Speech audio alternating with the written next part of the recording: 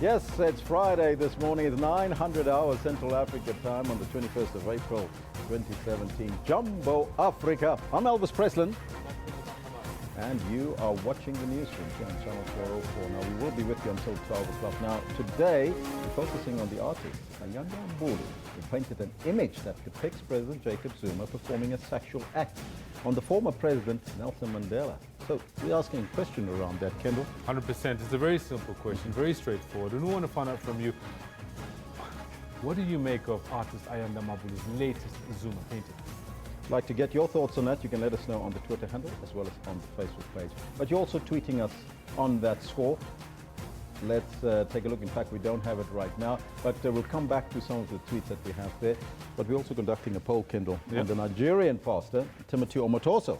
Absolutely. He's been accused of human trafficking and also sexually assaulting young congregants and young girls, and who will be appearing in court this morning. Now, we want to find out from you, should the rape-accused pastor Timothy Omotoso get bail today? Well, so far, 176 votes in. 91% of the people on the African continent are suggesting no, he shouldn't get bail, and only 9% are saying yes. Now, Alex Mutapo says, that's why I hate these people calling themselves priests. It's a wolf under the skin of sheep. He continues, Alex, he says, you know, this bail law should be changed. Criminals like Omotoso should die in jail. Well, that's why we have democracy, Alex. And Dipantu Pantu says he must rot in jail along with his followers. And this one from Michael Big M Sotole says, special assignment, hell no. We must send a strong message to all the fake pastors. Now, those are some of your comments coming through on the question, on the poll that we posed to you. Let us know what's on your mind and keep on tweeting as well as participating in our poll. But right now, let's get down to business and take a look at our news headline.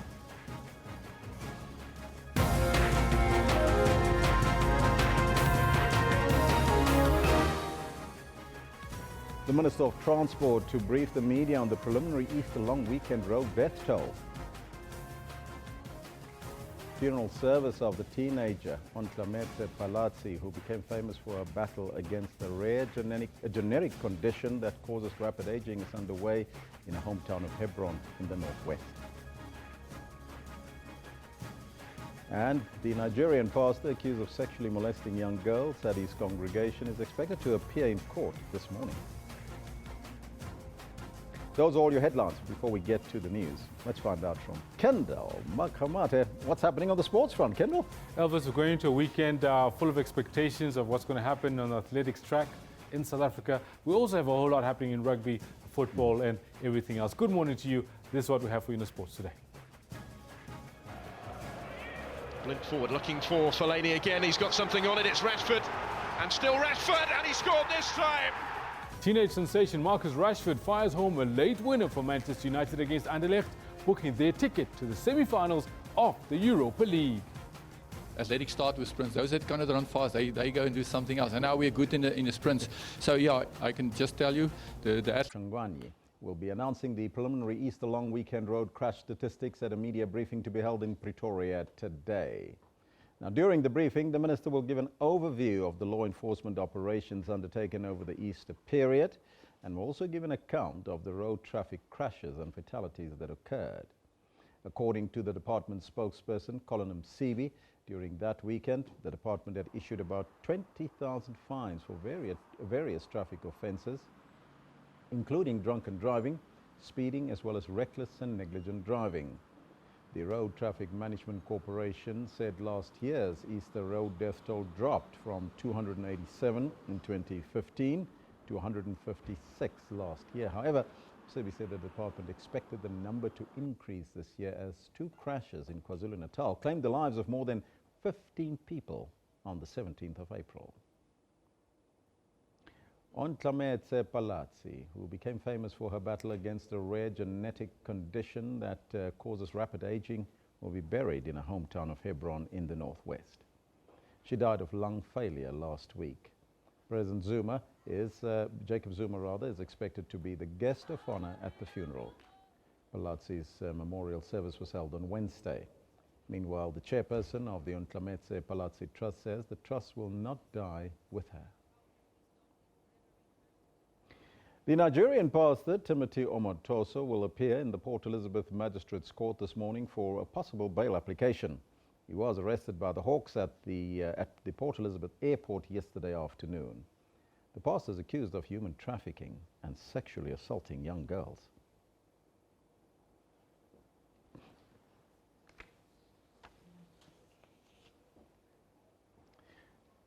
Now, for the latest... Police, his flight was delayed. After we got information that his flight was delayed, which we could not just believe at face value, we had to take initiative as the Hawks to go to the airport ourselves, only to find out that the flight was on scheduled time, and when we had to get to our man, yes, he did not use the way we thought he would use. We had to go after him, yes. He sought refuge at the toilet. That's where we got the toilet and took him from the toilet. He is facing several charges, including human trafficking. The Hawks plan to arrest more people. We have arrested him for trafficking in persons. Human trafficking? That's correct. And there's only one charge that has been laid? We are laying that charge now, but because we are investigating further, there's a possibility of us adding more charges onto that one.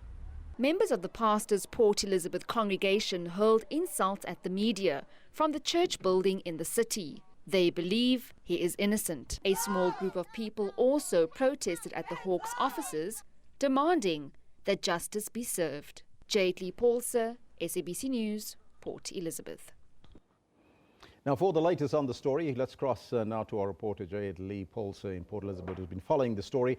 Jade Lee, very good morning to you. Can you tell us what is the latest in court on the appearance of the Nigerian pastor, Timothy Omotoso?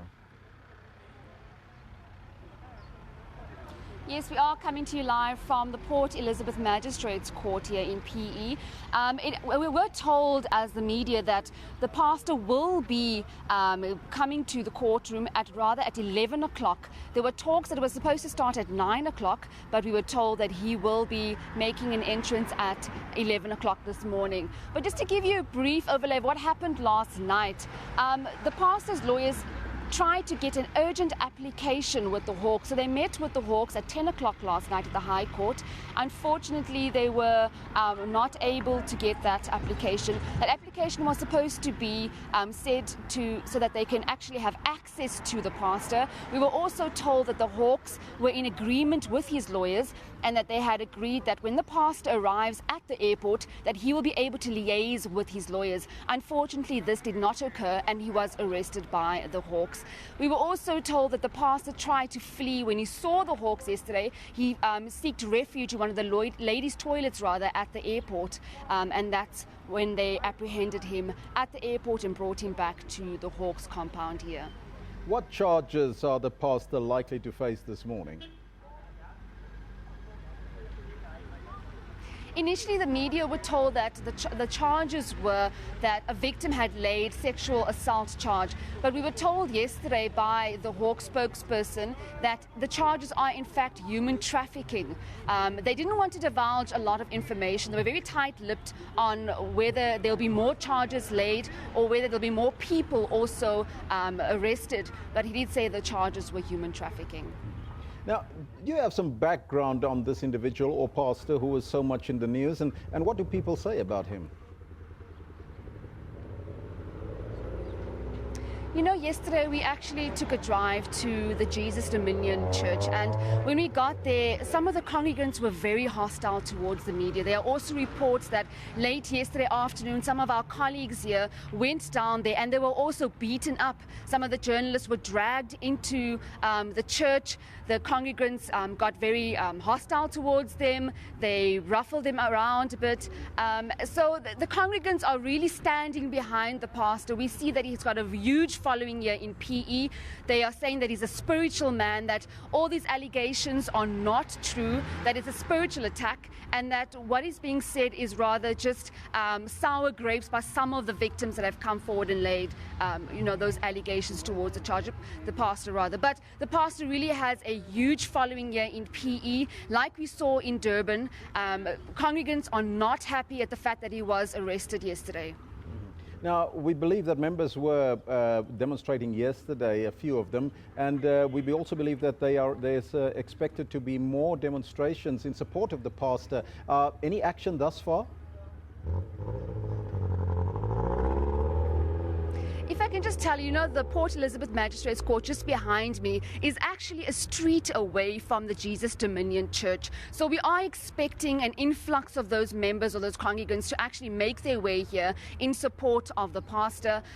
We saw a couple of people walking past. They do wear, purple medallions. That's to show that they belong to that congregation. So there have been a few people trickling past the Magistrates Court. But I suppose as the day proceeds and as we go into that court proceeding, we expect more congregants to come and show their support for Pastor Timothy Otomoso. Thank you so much. That's our reporter there, Jayed Lee Paulser in Port Elizabeth, keeping us up to speed with the proceedings there. Now, that's why we're asking you this question on our poll, and you can vote on that poll. We're asking the question, should the rape-accused pastor Timothy Otomoso get bail today? If I have a look at the numbers there, suggesting that we have 226 votes. You have 23 hours left to vote. 91% of you are saying no, the good pastor should not get any bail today. And 9% are saying he should get bail. Let's come back here in Gauteng now. The Gauteng Health Department has confirmed that a few more psychiatric patients have died since the release of the damning report on the Isidameni tragedy in February.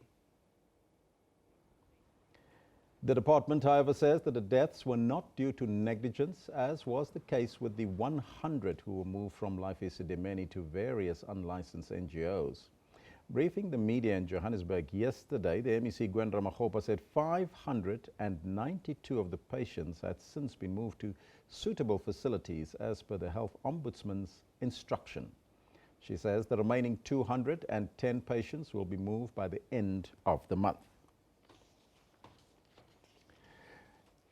Now, later on, we'll see if we can speak to the spokesperson of the MEC, Kutso Rabotata, to give us an update on that story, so you have to stay tuned. Now, it's all systems go for the launch of the new Trade Union Federation, which will rival COSATU here in South Africa. The South African Federation of Trade Unions will be launched in Boksburg on the East Rand today. The launch is spearheaded by former COSATU General Secretary Zwelinzima Vavi, who was expelled from COSATU in 2015. 21 trade unions are expected to join in with several affiliates from COSATU, such as the Metal Workers Union NUMSA, the Food Workers Union and the Food Workers Union, which are all forming part of the new Workers' Federation. It's been 2 years since Vavi was unceremoniously expelled from COSATU. Since then, he's been working hard to form a new federation to rival COSATU. That moment has finally arrived. A new movement has just arisen, and that movement is going to be about the working people, not about leadership that are negotiating their way to parliament. It's going to be the basic interest of ordinary people, not about advancing factions in the ANC or the interest of who must be in the table to distribute patronage. NUMSA, which like Vavi was also expelled from COSATU, is set to become the new federation's main affiliate. We're simply making a point that here we're building a federation that will indeed be independent, which will be about fighting for workers and for no any other reason than the struggle for workers in this country. The rules of the new federation state that only working union leaders are eligible to be elected as president or treasurer. That paves the way for Vavi to emerge as the general secretary of the labor formation. I ceased to be a worker when I was dismissed by Anglo-American, way back in 1987. Then I was a shop steward and a worker leader, but not anymore. I can never be a president unless I go back to work. and to pay subscriptions. Vavi says he will decide next week what to do with his life if he is not elected. That, of course, is highly unlikely. Mbongeni Muchwa, SABC News, Johannesburg. The Constitutional Court says 9 parties interested in the application made by the UDM requesting the highest court for an order for a secret vote in the motion of no confidence in the President Jacob Zuma have met today's deadline by submitting their written submissions ahead of time. Spokesperson for the ConCourt, Nati Ngube, says that opposition parties that have already submitted both their replying and answering affidavits include the UDM, the EFF, the DA, as well as SCOPE. The deadline for all interested parties is today. Now, for more on these submissions, we are joined from the Constitutional Court by our reporter, Eldrin Sampier, who's just outside the ConCourt there. Very good morning to you, Eldrin, and welcome. What are some of the arguments that were raised by these parties? Well, yes, the main argument, of course, being by the UDM, which is the main applicant in this matter, is the argument around the discretion that the Speaker of Parliament has when it comes to a motion of no confidence against the President, quite specifically around the secret ballot. The UDM is arguing that the Speaker of Parliament, Balek Mbete, does have discretion in terms of the rules of Parliament. I've seen that constitutional experts as well have cited those rules where it states that the Speaker of Parliament does indeed have the discretion when it comes to certain items where she feels or where he would feel that there should be a secret ballot when it comes to matters that are being raised in Parliament, or when it comes to a vote or motion of no confidence against the President. However, though, the Speaker on the other side is arguing that she's not opposing this application by the UDM. But she says that she doesn't have discretion because the Constitution itself doesn't give her powers in terms of when it comes to a motion against the President. And one of the sections that they're citing is the section in the Constitution that speaks about the motion of no confidence against the President, as well as the impeachment against the President. The President, too, is making a similar argument with regards to that. And some other argument, for instance, if you look at the EFF is arguing that if you look back in 2008, when former President Thabo Mbeki was recalled and he resigned as the president, the ANC had put forward Kgalema Motlanthe to be their nominee for presidency, as well as Balek Mbete to be the deputy president of the country, while the DA on the other side also put forward their candidates, and one of them being Joe Seremani to be contesting to become president of the country. And the EFF's argument is that because of that, there was a secret ballot that has been held in terms of the rules of Parliament. However, after that, still with this secret ballot being held, the ANC won with a majority. So the argument from the EFF is that even when you have a vote, even when you do have a secret ballot, it doesn't stop the ANC from canvassing its members. So based on that argument, they are saying that this time around that the Speaker of Parliament should allow a secret ballot when it comes to this motion of no confidence. And one has to wonder, though, whether when you look, for instance, in the Constitution itself, the Constitution itself doesn't speak of a secret ballot.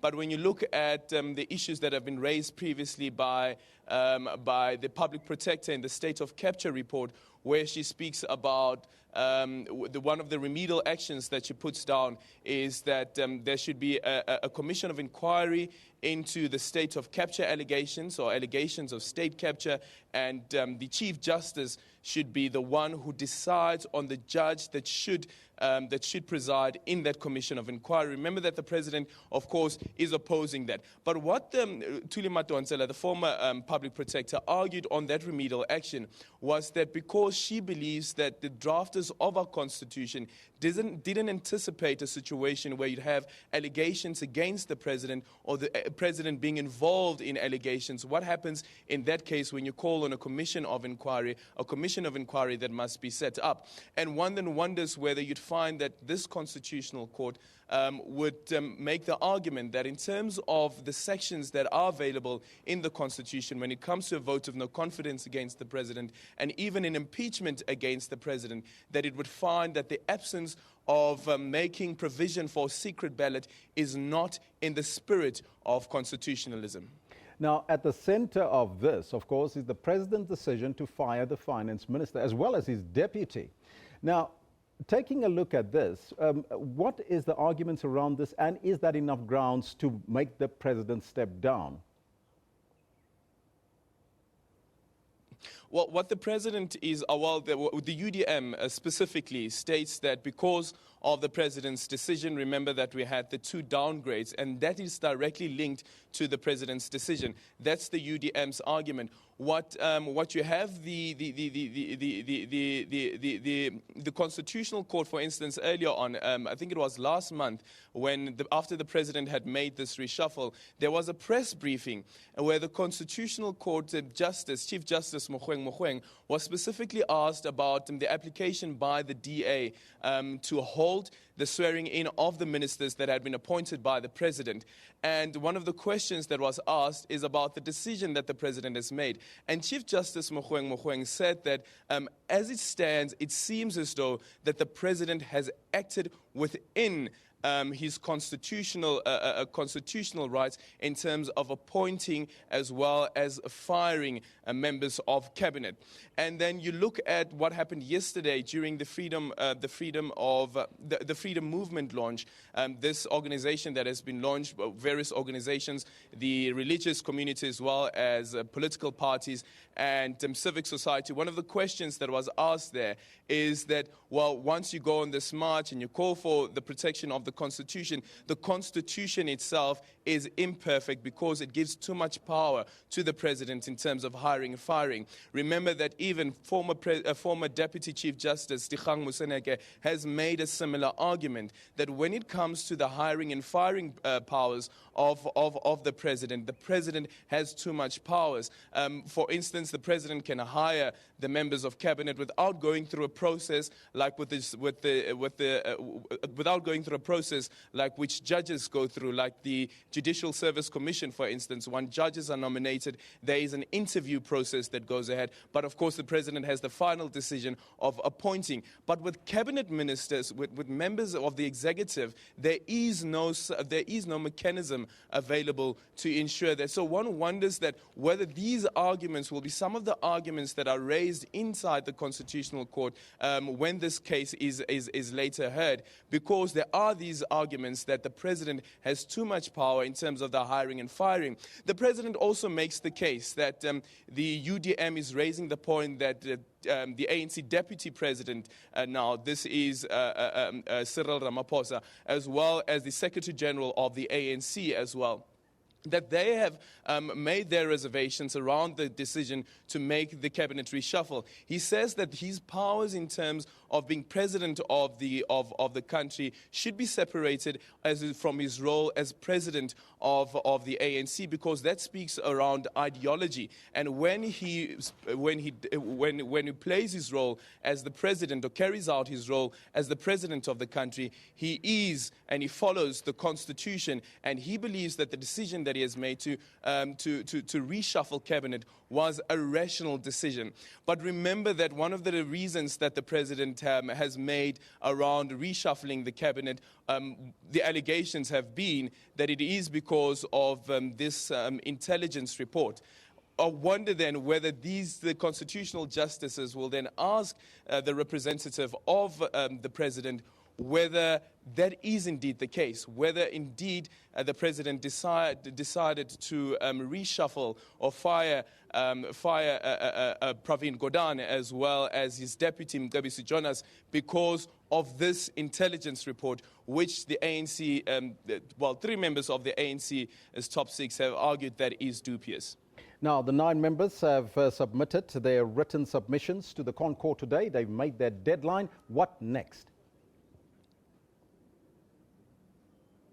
Well, after that deadline has been, after the submissions have been made, we'll then wait for the Constitutional Court to give a direction in terms of when it will be hearing this matter. But one can tell that there is a sense of urgency around it, considering that the application was made a few weeks back, and there were submissions that have already been made. At this point, the direction that had been given by the Constitutional Court that all submissions and heads of arguments must be submitted before the end of the day. So one gets this sense of urgency.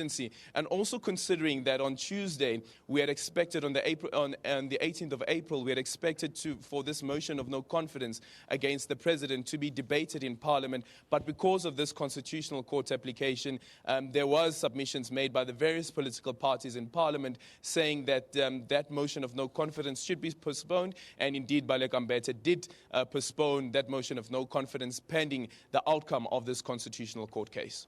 Eldrin Sampear, thank you so much for that report. That's from outside the Constitutional Court, our reporter, Eldrin Sampear. Let's now take a look at what's happening on social media. And as we move, we start here with the rape-accused pastor, Timothy Omotoso, who was apprehended by the Hawks yesterday at the Port Elizabeth Airport. The Nigerian pastor will appear in the Port Elizabeth Magistrates Court this morning for a possible bail application. You heard it there from our reporter Jayed Lee Polsa a little bit earlier at 11 o'clock roundabout. We'll keep you posted on that one. Then, Ayanda Mabulu. He has well timed his latest controversial painting. However, the Nelson Mandela Foundation has released a statement noting their public outrage. There you see it there. There are mixed views on this artwork. And let's see what people are saying about the artwork. This one coming from Delicious Squalo. It says, that art is straightforward. Jay-Z is raping the country in a process messing Mandela's legacy. So says Delicious. Andile says, Ayanda Mabulu needs Jesus, 100%. This one from Setu says, Black child, what a disappointment you are. To use the same freedom your elders fought for, to actually disrespect them with Ayanda Mabulu hashtag. There's the picture of the day. Well, this is in Cape Town, it seems like, today. The annual Dacha March is taking place there. And now many are rather excited as a court ruled recently that Dacha or marijuana is legal to smoke in one's home. Hashtag happy 420. You can see the sunlight there setting, or the sun setting on the beach there in Cape Town. Moving to Potchefstroom now. It is set to be ablaze this weekend as top performers in athletics will be ready to show off at the ASA Senior National Championships. Now, there is little rumor in the Usain Bolt will be attending that, to watch Wayne van Niekerk performing there. Now, we will verify the story with you as soon as possible. Hashtag ASA Champs. Then moving further afield, in a freak accident in southern Nigeria, around 30 fans are feared dead after a high-tension cable fell on the fans at a viewing center, electrocuting them. Hashtag Calabar. And yet another alleged terror attack has taken place in Paris, in France. A police officer was killed. In fact, it's now two, and two others were wounded. Police are still looking for the accomplices. Hashtag Paris shooting. Well, there you see the Champs-Élysées lit up there with all the police vehicles last night. We heard the story broke on the air. Let's now cross live to Hebron, where the president is attending the funeral of Ontlamet.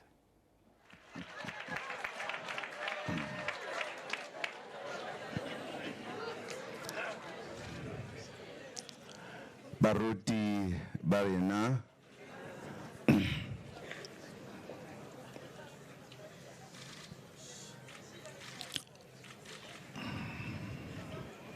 The community and all those who are here, ministers and deputy ministers.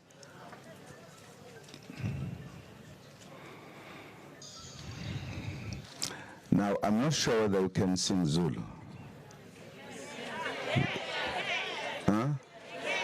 Because Pelezela intokazi la siphelezela iqhawe.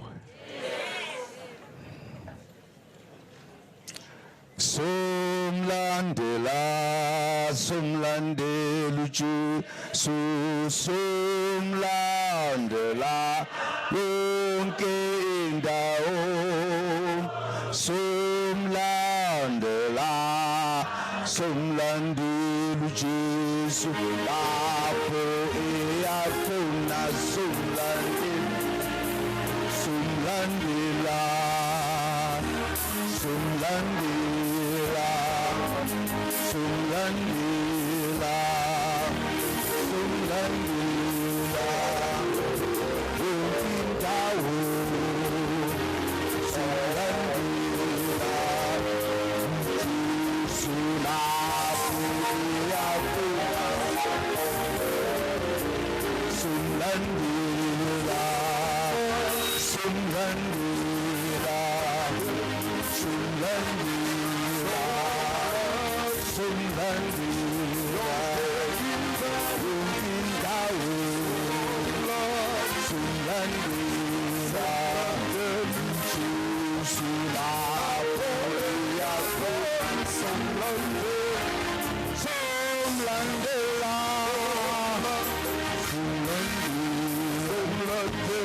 somlandela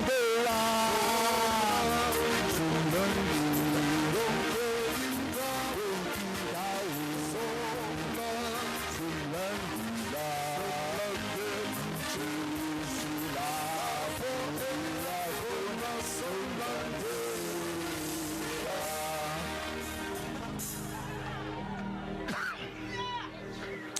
Thank you very much.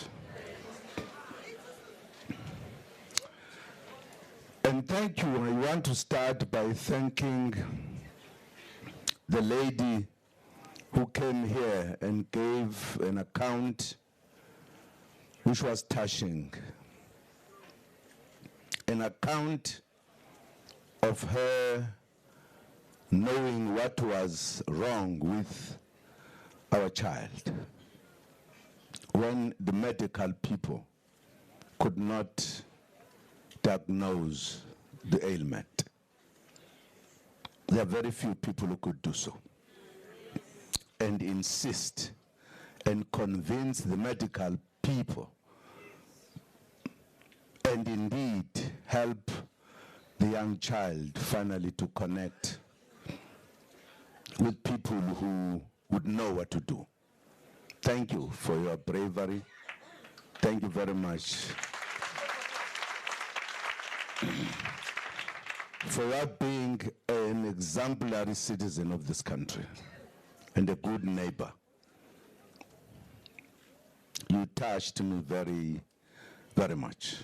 I wish many of our citizens were like you, had a heart like you, to become the mother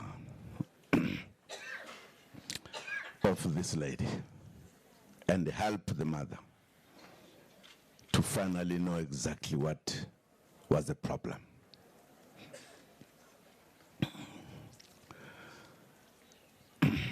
Premier,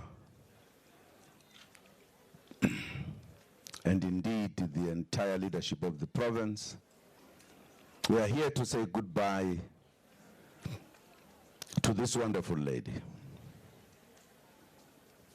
I had hoped I was going to have a friend for a time.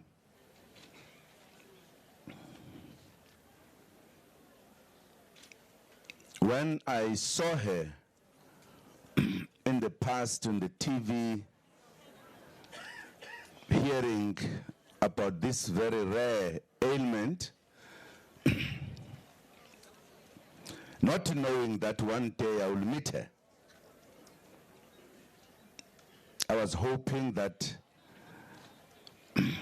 this ailment should be defeated by those who know how to cure people.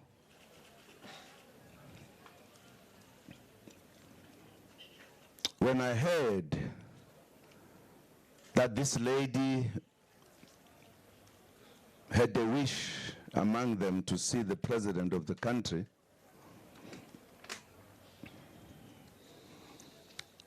and I said, I would certainly put many things aside and meet this young girl. Could have been anybody else, whoever would have been the president, who would have helped to fulfill the wish of Utlametsi. I looked forward to see her. I had my own picture about her. That impression I had changed as he walked in on a particular day when she came. She walked very proudly and came to shake my hand, to hug with the mother and a gentleman who later introduced himself as Ngubane from Kwamhlabu Lingana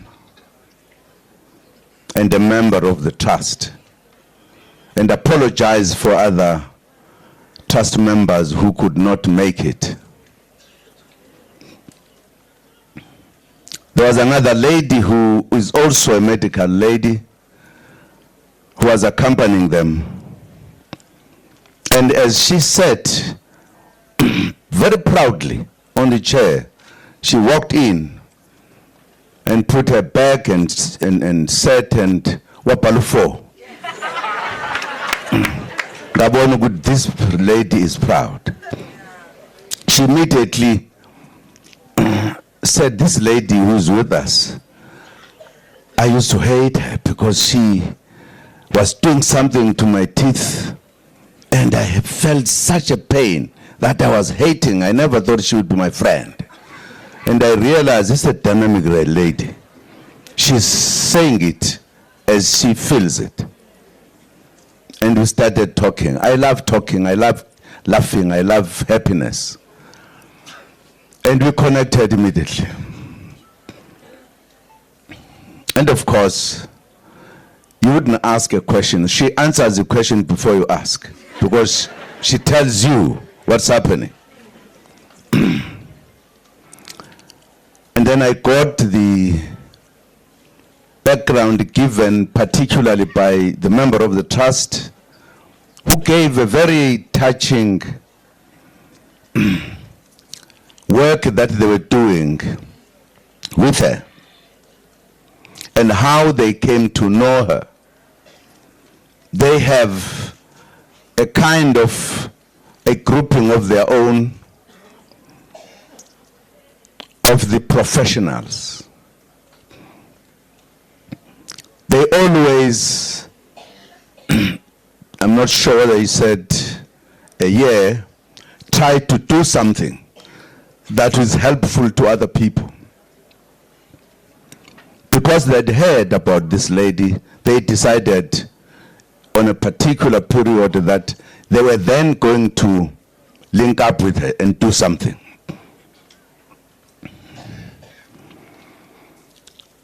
As I listened to this gentleman, I was saying to myself, I wish many professionals were like this. Because if we had many of them, many destitute and needy people will have people assisting them. And I was very happy. I was very happy to hear from the lady who was speaking here that indeed when they called at the right time, when the need was very high.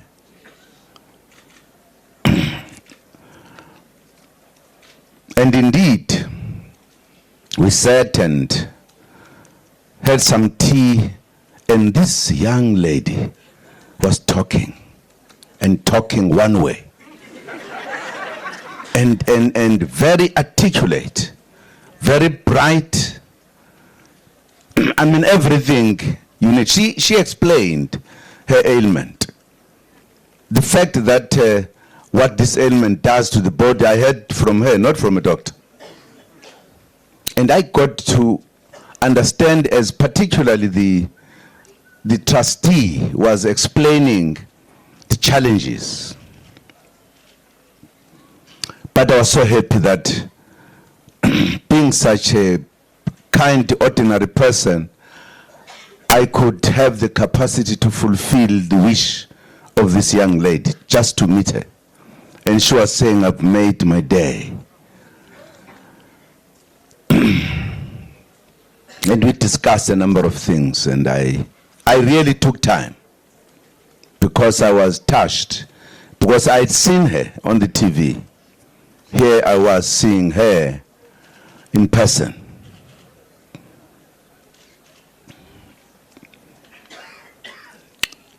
And I felt that there are people, because the trust itself was not a trust with everything.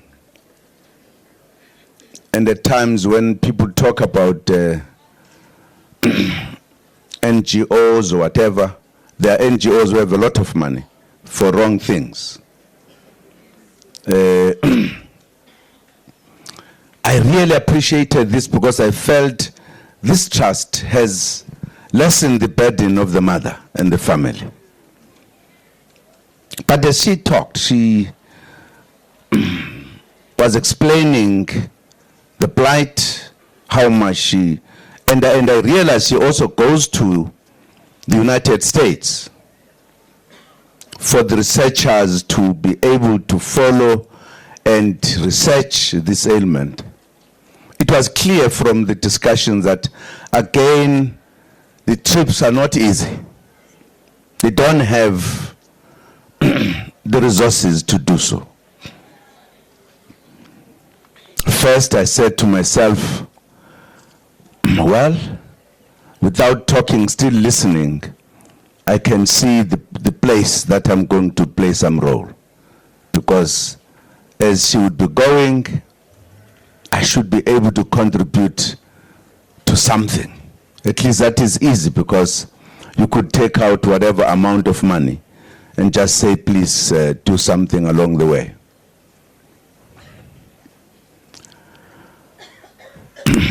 She then talked about the hustle of going to Johannesburg to see the doctors, on public transport, people pushing her around, and began to articulate some of the wishes she has.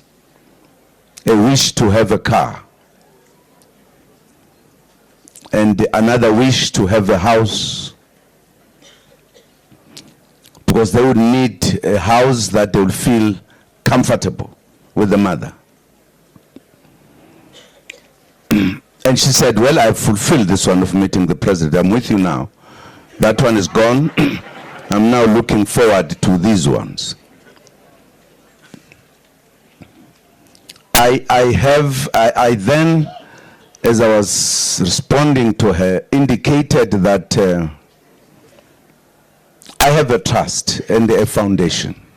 They are basically more focusing on education. But the foundation focuses on a number of things, but primarily education.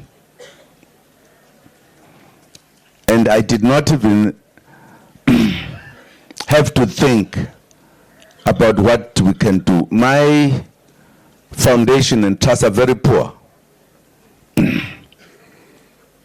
I then said, I am going to request that they allow me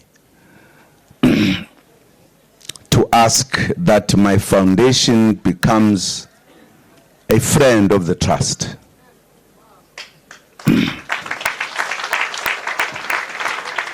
So that my foundation could participate in what the trust is doing in supporting her.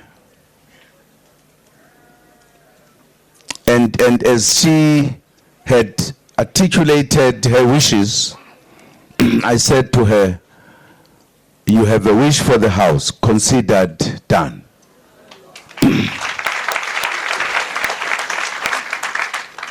The foundation or whatever.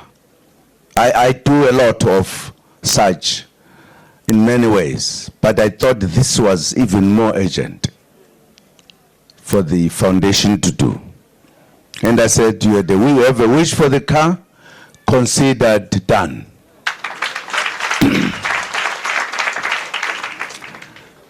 Besides making her happy, I wanted really to ease her life, to participate in the process of doing this. And I was looking forward that we will work together for a long time and try to make her life even much easier.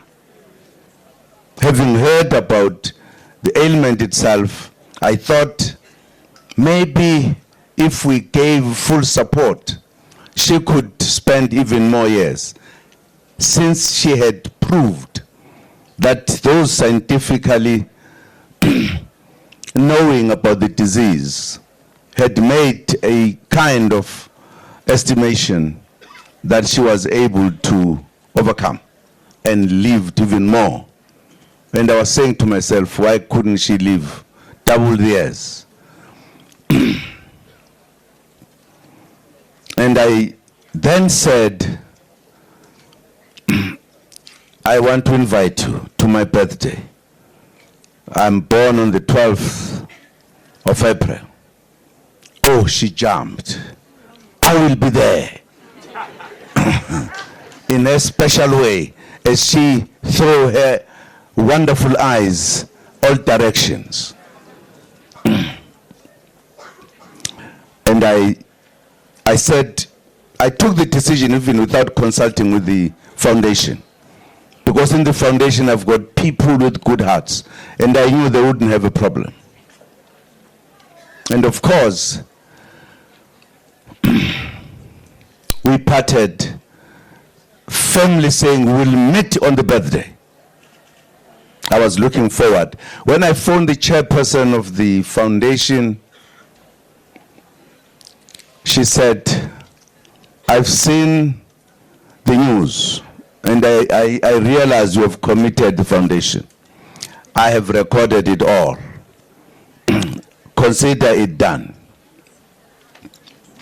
And I was looking forward to the 12th in a hurry because I wanted to take her by surprise. I gave instruction to the foundation, buy a car.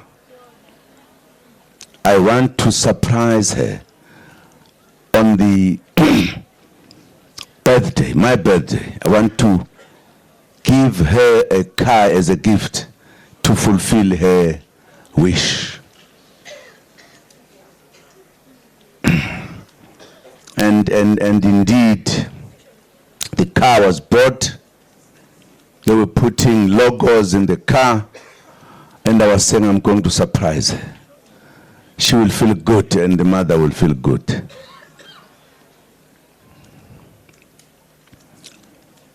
Little did I know that God, who has secrets about all of us, about when we shall depart from this earth, had taken a decision. Because death is a secret only known by God. Even my brothers here, who look after us spiritually, don't know.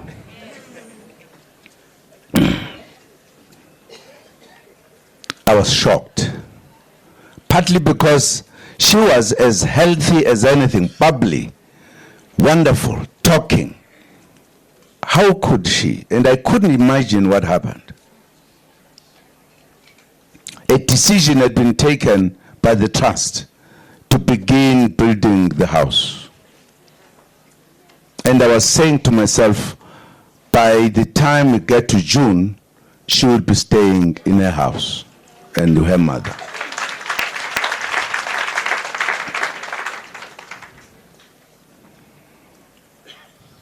Of course, what happened to all of us, we all have our days, we don't know when. It had come to her. Then we took a decision as a foundation that we will give now the car to the mother, so that the mother should use the car. that giving it to the mother is just as good as giving it to her. After all, they were both going to use it equally. And we'll continue building the house for the mother.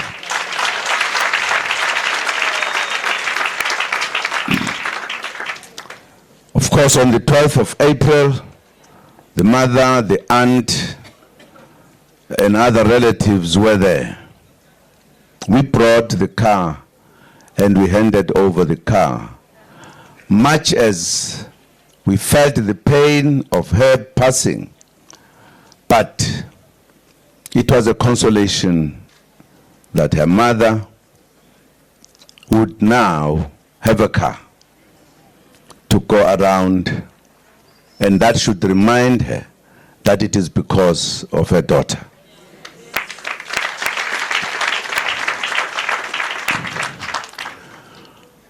But I also hope that the medical people in particular should realize that we need to do more research on ailments, particularly those that are rare, because it would always be very difficult to cure that one. They could have done research ahead. I hope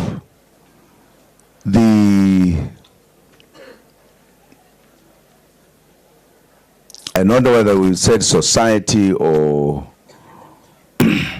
foundation or whatever, is that the foundation? Should in fact say a research should be done so that a diagnosis generally is done once a baby is born, so that we can deal with it early enough. I think the medical profession should, in fact, given this experience, one of the legacies should be that as a result of her being the only black in the world who had this, we must now start something to prevent it from happening to many. Because the research, I'm sure, will indicate what are the causes. Are they preventable? I think those are the kind of things, in my view, that as you do the legacy of this wonderful lady, we should also be saying she has indeed made us to look at the direction we've never looked before and begin to address that challenge.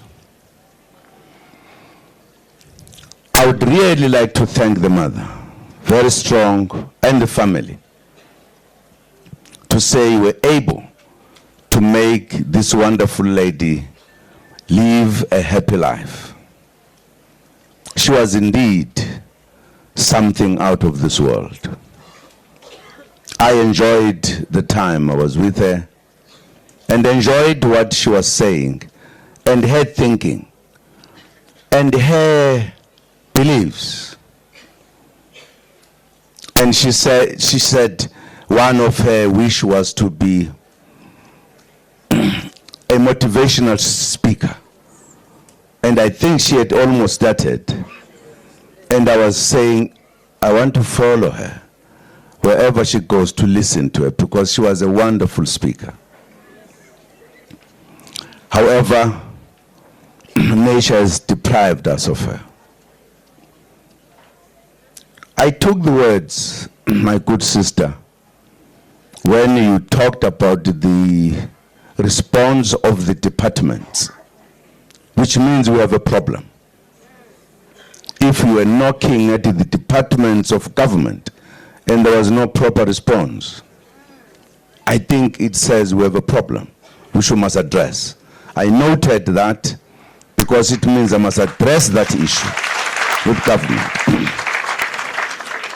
As you were speaking, I was saying to myself, how many more people who are like you, who had no time to give this kind of report, who have suffered, who might therefore not be very happy with some departments.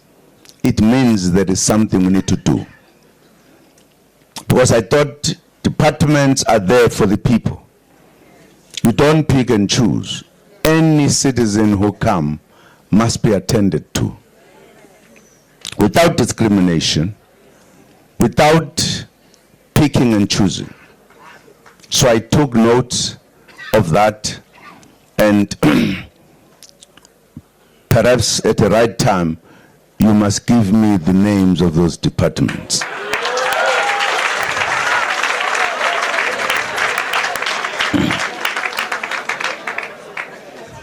Perhaps you were very diplomatic not to name and shame them.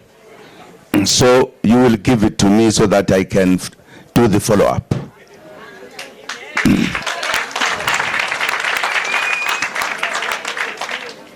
But I would like to thank the family that you gave me the opportunity to be with you, to come and bid farewell to this young girl, to this first lady.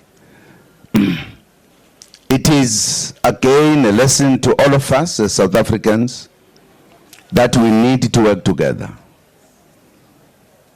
And I want again to refer to this lady because to me you are wonderful. You know, this is how neighbors should be.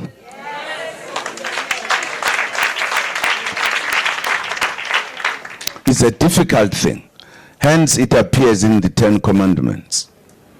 Because it's not easy to love your neighbor as you love yourself.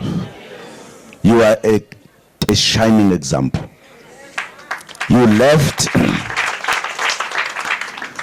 your husband, your everything, to come to help the neighbor. It's unique.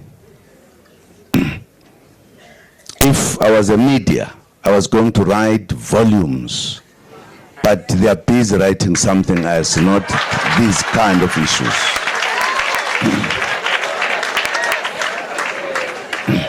Because it is a lesson to us when we say we want to build South Africa that is different from the old ones. In other words, we must produce human beings like yourself.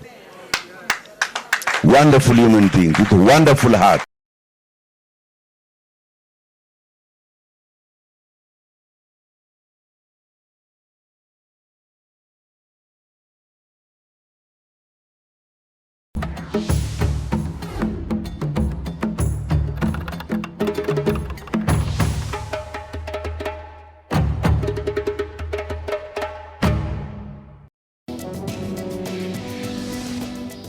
What is environmental health? In Section 24 of the Constitution, the environmental right has a second part, which is to encourage people to be active citizens and gives us the right to participate in politics and organize and raise awareness so that the environmental right can be guaranteed. Using coal and wood and paraffin to cook with or to heat their space or to heat water. These are basic fundamentals, and I think if we can address that alone, we will make a huge impact, an environmental impact on the health of our population. Food that comes into the country, the vigilance at the ports and harbours is being checked at the moment currently by environmental practitioners who are port officers at those ports. They need to be more stringent in terms of control of what comes into the country. Join Health Talk every Saturday for all your health news.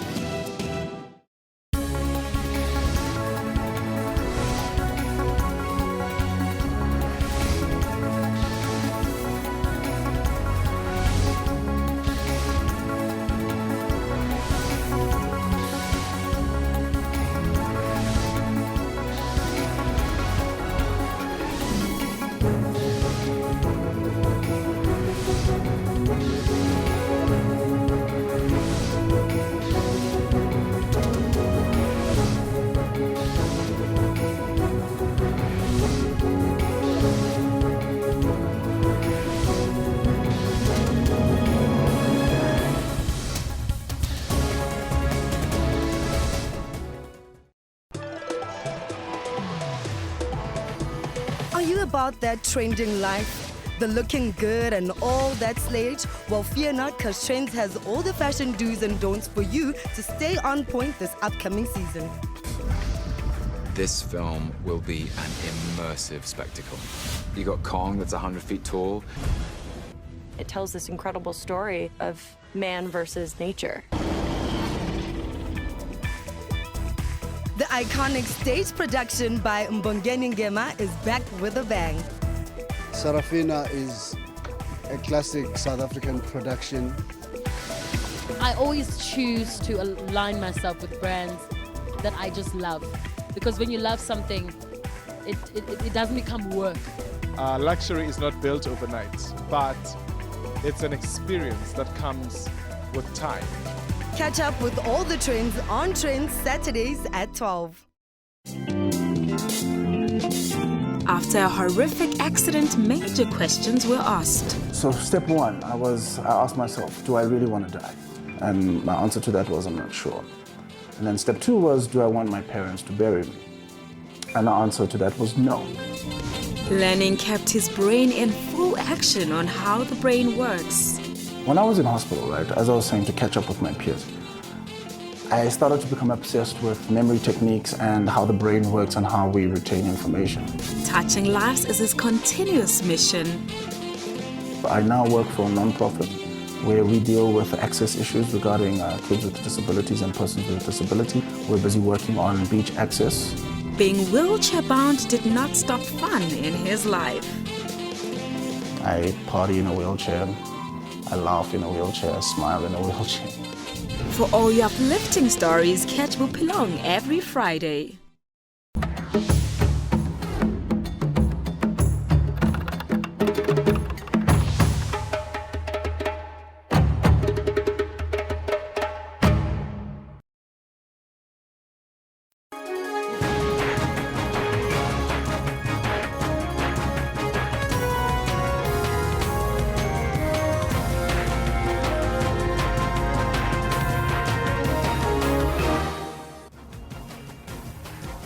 Hello and welcome to the second hour here on the Newsroom. I'm Elvis Preslin. And I'm Kendall Makamati.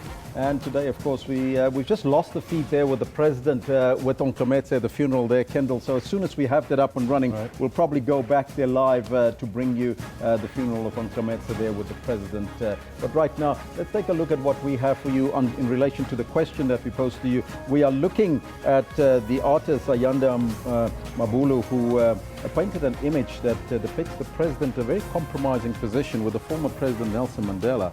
And that's why we pose this question to you. Yeah, we want to find out from you, what do you make of this latest Ayanda Mabulu painting? And very interesting that we've already got some thoughts from some of our viewers. Collins Ntelele says, if Zuma laughs it off like he did the last one, why should we care? Yeah, this one from Munati says, I know people have freedom of speech or expression, but this art is out of line. The same with Zapiro's one. Kopas Mashejo says, yes, he's capable, but as for this one, no. Capable as an artist, probably meaning that. Malcolm says, the pain that can be caused by a pencil is more painful. And then John M. II says, he's been sending the same message on all of his paintings, but this one is too much. These are some of your comments coming through. Now remember that we're also conducting a poll, and of course we've been looking at that poll. We've been conducting this whole morning. We're looking at the pastor of Motoso that's been arrested. He's in court today, and we're asking the question on the poll, should the rape-accused pastor Timothy Omotoso get bail today? 303 votes have come in this morning already. 86% of you are saying no, he shouldn't get bail, whereas 14% believe that he should be allowed bail. But you guys also tweeting us on the same principle. Let's Chef the File says he must remain behind bars. In a very angry face to close that one off, Untusi Zabuikanya says, hell no, no bail for him. His victims will be victimized further, and he's a flight risk. This one from Akona says, yes, he must be given bail. Mara why? Nduduzo Similane says he deserves to burn in hell. He has shamed the name of God. Hashtag cutting edge. That's, of course, that highlighted this particular story, one of our sister programs here on the SABC. Malcolm says, no bail to be given to him until he's been probed. Those are some of your comments. Keep them coming. Also vote on the poll. But right now, let's take a look at your headlines.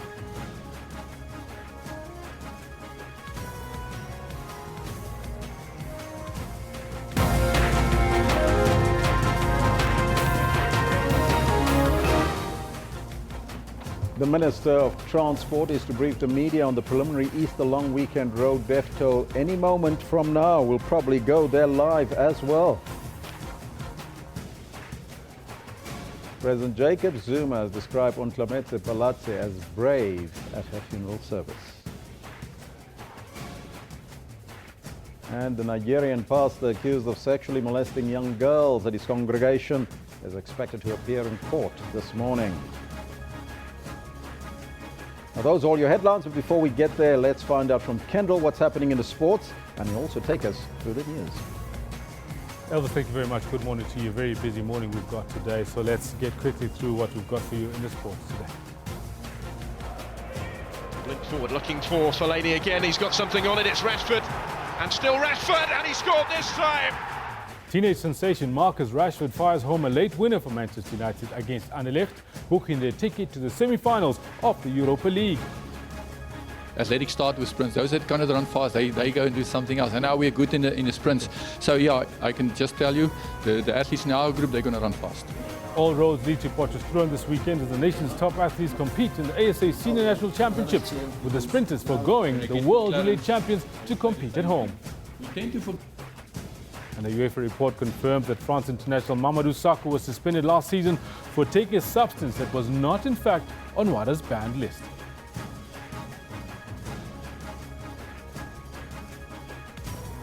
Now, all this I'll have for you later on when we get to the sports segment around about 10:40.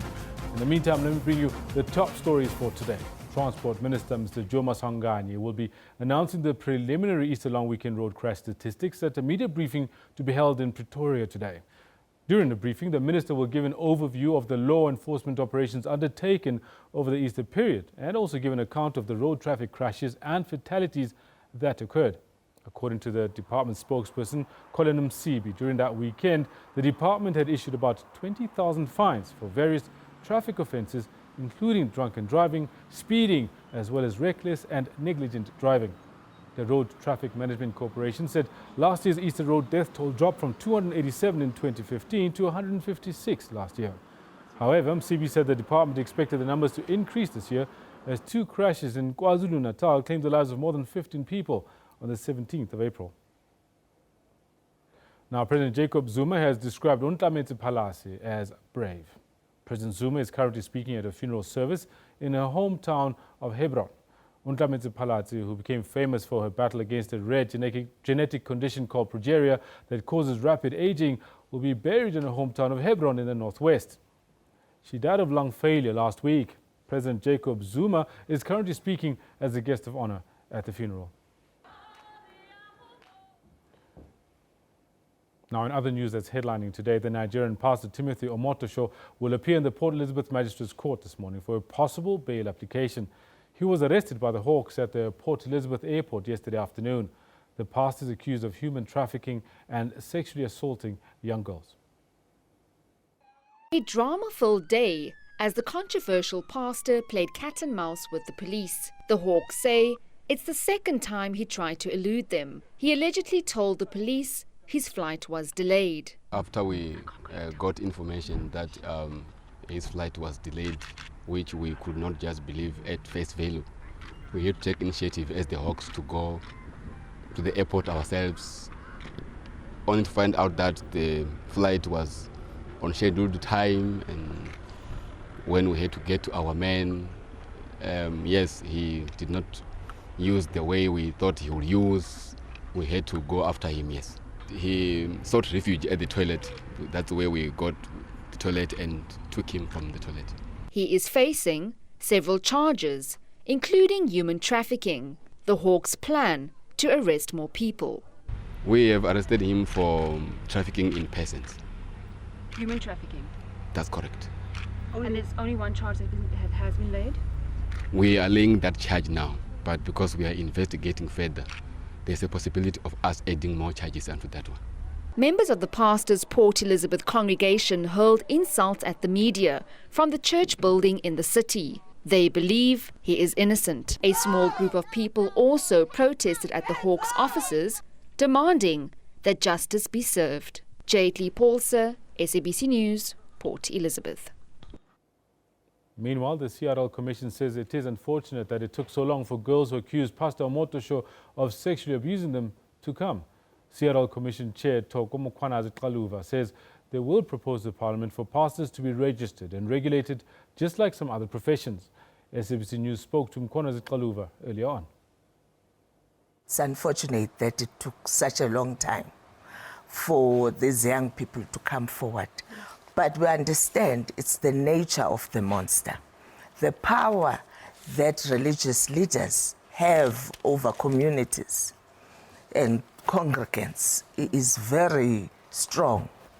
And it becomes difficult for people to report when wrong things happen in a church. And then they suffer quietly for a very long time.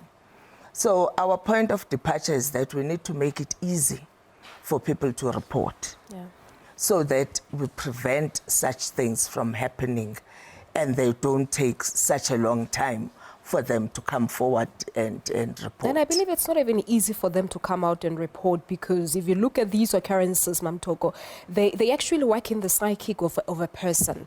You know, there is a say that your belief will save you, in a way. So a lot of people fall into these traps. And I believe it goes back to the issue of education. Does the Commission have any educational initiative to make sure that people do not fall prey to such? You see, it's also how we treat the religious leaders. We believe whatever they say comes from God. And when someone, takes over the power of being God on earth, it becomes difficult for people to stop them when they do something wrong. Because our understanding is that, there were utterances of, no, God wants these things to happen this way. A lot of abuse we've seen is related to God. Religious leaders say, God said to me that this is how this thing should work. We need to dislodge that power. We need to see, priesthood and pastor, as a career. And we're going to propose to Parliament that we professionalize this career path, just like doctors have their own body of peer review, lawyers have, and we're proposing that there must be a peer review mechanism for religious leaders, so that people can see that they're just normal people and they've chosen a particular career. And it's not as if they phone God every morning and God tells them what to do for the day. I'm sure you were even watching Cutting Edge last night, because some of the girls were saying, the pastor told me that God said I shouldn't be working, I should be doing business somewhere. So they misled, like you say. Yes, they are misled, and it's easy for people to then believe, oh, if God says so, then I must do whatever he says I must do. Even if it's ridiculous. So part of what we want to do is to demystify the career path that people have taken to be pastors. They are not phoning God every morning. They are not getting SMSs from God. They are just like us. They walk and talk and live on earth. In the meantime, the Gauteng Health Department has confirmed that a few more psychiatric patients have died since the release of the damning report on the eSitimeni tragedy in February. The department, however, says the deaths were not due to negligence, as was the case with the 100 who were moved from Life eSitimeni to various unlicensed NGOs. Briefing the media in Johannesburg yesterday, MEC Gwen Ramokgopa said 592 of the patients had since been moved to suitable facilities as per the Health Ombudsman's instructions. She says the remaining 210 patients will be moved by the end of the month. Now it's all systems go for the launch of the new trade union federation, which will rival COSATU. The South African Federation of Trade Unions will be launched in Boksburg on the East Rand today. The launch is spearheaded by former COSATU General Secretary Zwelinzima Vavi, who was expelled from the Labour Federation in 2015. 21 trade unions are expected to join in with several affiliates from COSATU, such as Metal Workers Union NUMSA and Food Workers Union, forming part of the new Workers' Federation. It's been 2 years since Vavi was unceremoniously expelled from COSATU. Since then, he's been working hard to form a new federation to rival COSATU. That moment has finally arrived. A new movement has just arisen And that movement is going to be about the working people, not about leadership that are negotiating their way to parliament. It's going to be the basic interest of ordinary people, not about advancing factions in the ANC or the interest of who must be in the table to distribute patronage. NUMSA, which like Vavi was also expelled from COSATU, is set to become the new federation's main affiliate. We're simply making a point that here we're building a federation that will indeed be independent, which will be about fighting for workers and for no any other reason than the struggle for workers in this country. The rules of the new federation state that only working union leaders are eligible to be elected as president or treasurer. That paves the way for Vavi to emerge as the general secretary of the labor formation. I ceased to be a worker when I was dismissed by Anglo-American, way back in 1987. Then I was a shop steward and a worker leader, but not anymore. I can never be a president unless I go back to work and to pay subscriptions. Vavi says he will decide next week what to do with his life if he is not elected. That, of course, is highly unlikely. Mbongeni Muchwa, SABC News, Johannesburg. Now, South Africa's finance minister believes there are many possibilities for the country's economy to grow. That was his message after arriving in Washington yesterday to participate in the annual spring meetings of the International Monetary Fund and World Bank. And despite the whisperings of economic policy changes down the road, Malusi Gigaba believes the focus would rather be on implementing existing policies that have been slow to deliver, requiring dividends for the majority of South Africa. Correspondent Sherwin Bryce Peace looks back on the opening of the high-level segment of the meetings in the United States Capitol that included a strong focus on issues of globalization in a climate when protectionism and some countries looking inwardly are dominating the global economic narrative. The world economy on the mend, with growth spurred by higher demand in China and a growing economy in the United States. South Africa could yet weather the economic clouds that have gathered. We've got the wind at our back. I don't think that the world is up against us. There are challenges that every country faces. The world economy is not growing as fast as it should. Even though it is now on a growth trajectory, there are still risks in the outlook. Include political and policy uncertainty, with countries warned here not to shoot themselves in the foot. There are risks to the downsides, including political uncertainty. And we all remember the green shoots of 2011, which did not last very long. All countries, of course, should guard against what I have called the self-inflicted wounds. And while Minister Gigaba has maintained that government policy has not changed despite the cabinet reshuffle, with the ANC policy conference in June, could change come in the medium to longer term?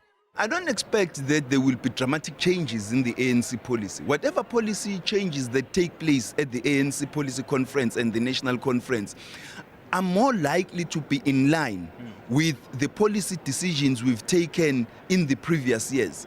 Remember that the ANC has been much stronger in taking policy decisions than in implementing them. The biggest concern among many people in the ANC today and among many South Africans, including the opposition, is the fact that those policies need to be accelerated. This is the biggest concern. This is what's going to be discussed. And I think that the National Conference of the ANC is going to look at all of these things in a very sober manner. The question of nationalization is a possibility raised with this IMF economist. Right, now, Transport Minister Mr. Joe Maswangani is currently addressing the media on the preliminary Easter long weekend road crash statistics in Pretoria. Let's now cross their line. And other CEOs of RAF, Eugene, leadership of the SAPS present here, heads of departments, traffic officials, and officials from all the spheres of government, members of the media, distinguished guests, ladies and gentlemen. It is fitting and appropriate on an occasion like this, when we have come together to reflect on the tragic events that took place on our roads, that we take a moment of silence as a show of respect to those who have lost their lives. Can I ask that we all stand up and observe a moment of silence?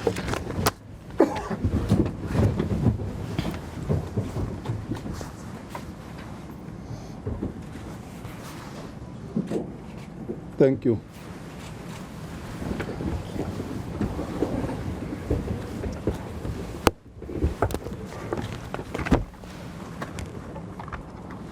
Ladies and gentlemen, as the Department of Transport and all our road entities, we view road safety as a daily issue, which we address through our dedicated 365-day program, which is sustainable and consistent.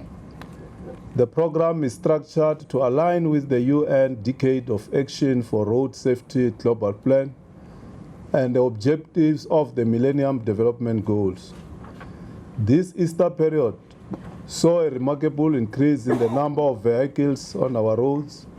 The total number of registered vehicles on the 31st of March 2017 stood at 12,047,404 compared to 11,818,124 in the same period in 2016. The number of registered drivers had increased by 507,000, presenting a new total of 12,283,777.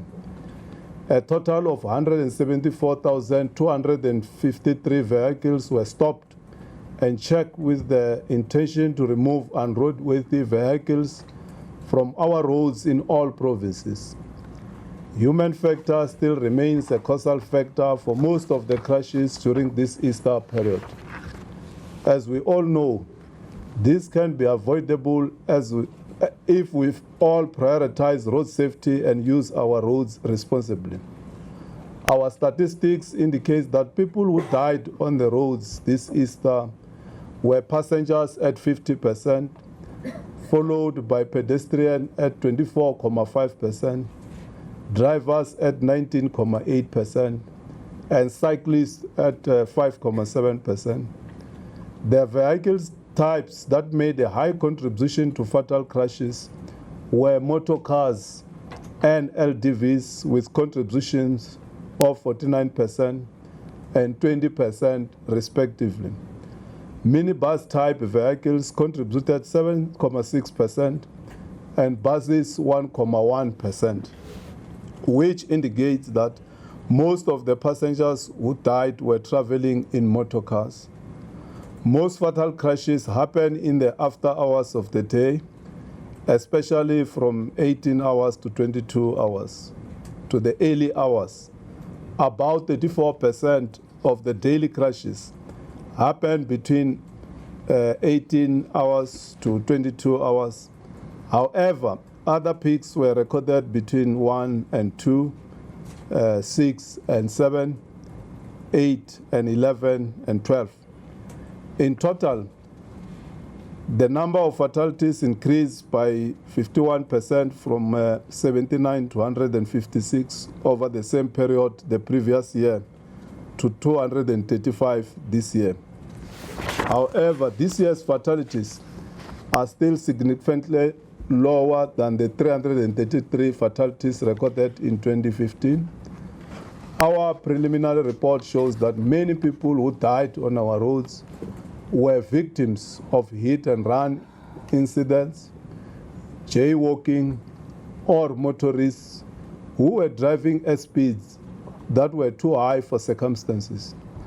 The report illustrates a new pattern in which crashes shifted from the identified historical hotspots into new routes and build-up areas on times that previously did not have a high number of crashes. Very glaringly, most crashes and fatalities happened in residential areas and remote areas, and very interestingly, from 23 hours midnight until 5 o'clock in the morning. This new phenomenon requires of us to spread our wings jointly informed by uniform working norms and standards. Our statistics show that fatalities increased in all provinces with the exception of the Free State. Free State recorded a 27% decline in fatalities from 11 fatalities in 2016 to only 8 this year. The other provinces recorded the following performance. Eastern Cape recorded a 17% increase in fatalities from 24 fatalities in 2016 to 27 this year. Limpopo recorded a 30% increase in fatalities from 23 fatalities in 2016 to 30 this year.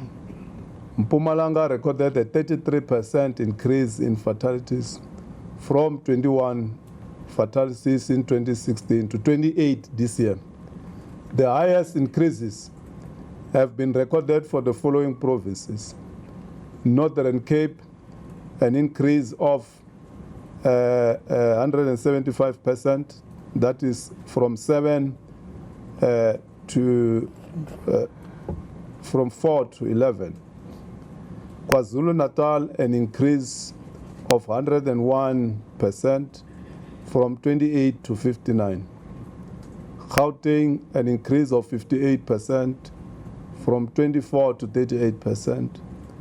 Western Cape, an increase of 57% from 14 to 22 fatalities. Northwest, an increase of 50% from 8 to 12. During this Easter period, 61,342 motorists were charged with various offenses, including failing to wear seat belts, use of cell phones while driving, speeding and overloading. More than 2,800 motorists were arrested for drunken driving, inconsiderate, reckless and negligent driving, possession of false documents, and driving without licenses and public driver's permits. 7 motorists were detained for driving at excessive speeds above 160 km an hour on 120 km zone. This included a motorist who was arrested on N6 in Reddersburg in the Free State, driving at 227 km an hour, while another was caught driving at 225 km an hour on the N1 in Pretoria. These are examples of the West among the West motorists who have no regard for road rules and the risk they pose to other motorists who obey the rules of the road. Our courts will show them no mercy and will give them the harshest penalties permissible. Ladies and gentlemen, to ensure that there are severe consequences for the road rule offenders, we are at an advanced stage in negotiations with the Department of Justice to finalize the introduction of the minimum sentences for negligent and reckless driving. This is done in order to seek to reclassify drunken driving from a Schedule 3, which is less severe, to a more severe Schedule 5 offense, to ensure that those who negligently cause crashes on the roads do not get bail easily and spend time behind bars. The Department of Transport published amendments to the National Road Traffic Regulations in November last year, aimed at regulating the transportation of persons in the load bay of light delivery vehicles for reward. The regulations will come into effect next month in May 2017, and they will assist in the reduction of the number of passengers dying in collisions. Amongst the overarching intervention is the approval of the National Road Safety Strategy 2016 to 2030 by Cabinet. This addresses the challenges and gaps identified by the department on the implementation of the previous road safety strategies. Equally important, we have started a parliamentary process led by the Portfolio Committee on Transport to extensively consult on the ARTO Amendment Bill, which will introduce a demerits system intended to improve the conduct and behavior of drivers on the roads. We call upon all relevant stakeholders to participate in making submissions to the Portfolio Committee. Building on the previous and recent experiences, the department will continue to improve its enforcement policies and strategies and upscale public road safety education and awareness campaigns, which is our key component and driver of our road safety strategy. We do so informed by the fact that road traffic injuries are a global problem affecting all sectors of the society, and that they are a growing public health and social development problem. The burden also impacts heavily on our health system and social welfare, where more and more people rely on our social security net for survival.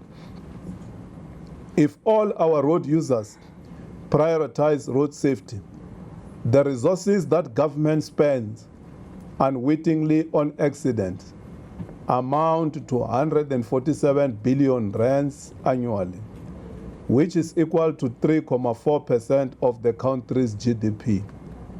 Over and above this figure, the Road Accident Fund spends 33 billion rand annually on payment of claims, which could be directed to other government priorities, which will go miles to address the triple challenges of unemployment, poverty, and inequalities, thereby assisting us to increase the pace to achieve government radical socio-economic transformation. Ladies and gentlemen, despite these grim statistics, it is important to note that thousands of travelers obeyed the rules of the road and reached their destinations safely.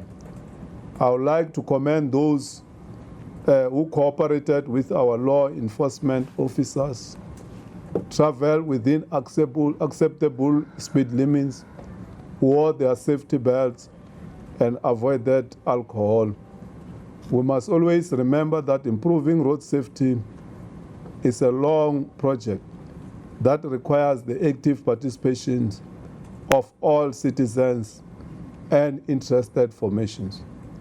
Although law enforcement did everything to plan for safer Easter period and authorities deployed their resources on the roads, ultimately, the responsibility for safety rests on the shoulders of all of us as a society.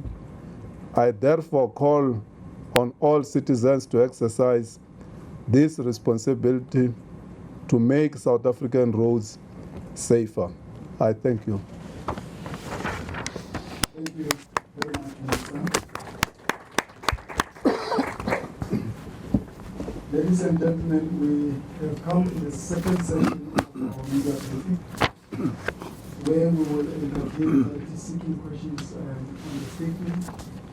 As I've indicated earlier, we'll take questions from Victoria and we'll also go to Cape Town. We shall therefore entertain 5 questions, and then in Victoria, we will do the same in Cape Town. As you raise your hand, please indicate your name and the media institution that you represent. Thank you very much. I shall start here. So will be the first, the second, third, fourth, and fifth. In that order, please. Thank you. Thank you. My name is Malunge Oboy from ENCA. Minister, if you could just clarify for us, you're saying that you are negotiating with the Justice Department. tell us more about those negotiations. I don't know whether, is it for people who have been involved in car accidents and where people died that you want now to be charged in terms of Schedule 6, not Schedule 3? Please clarify that for me. The issue of road deaths, and the narrative is almost the same each year. What is it that you think needs to be done differently? Thank you. Next, please. Listen. Good day, everyone. My name is John Isai. I'm with African News Agency. My colleague is like my question is like my colleague's question. To the minister, do you have a different approach? These red fatalities are seen every year. Do you have a different approach from the previous minister or from the previous administration that's over the department? What are you going to do differently moving forward? Thank you so much.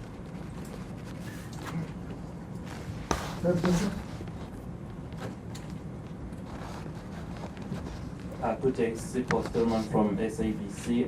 Just a bit of clarity, maybe I didn't quite catch that. I understand so there's an increase of up to 51%. Can you just give us the actual number that we are working with this year, and what do you think contributed to the increase?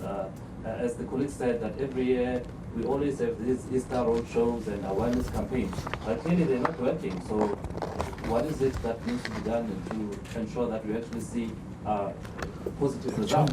Thank you.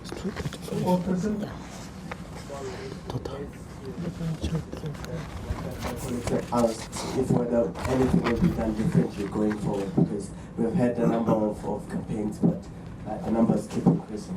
Thank you very much. Next one. Masikola Shaka from Eyewitness News. Masiko, can you go first? Thank you. Good morning, Minister. Anton Meyer from Pretoria FM. It's got to do with what the question that was asked about what contributed to the increase. I was just wondering, do you think that the bus strike contributed to the increase?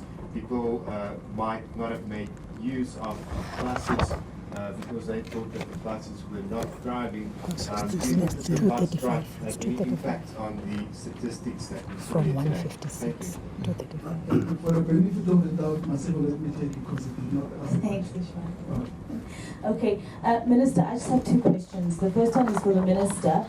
Minister, I just wanted to find out, the pedestrians that are killed on our roads seem to be increasing. Last year, I remember it was an increase. I don't know if this year, how the stats look compared to last year. But you find a lot of, especially recently on the highways, you find a lot of people trying to cross the highways. In your talks with the Justice Ministry, are you going to impose any punishment on drivers who hit pedestrians on the highway? Because I would feel that that's unfair.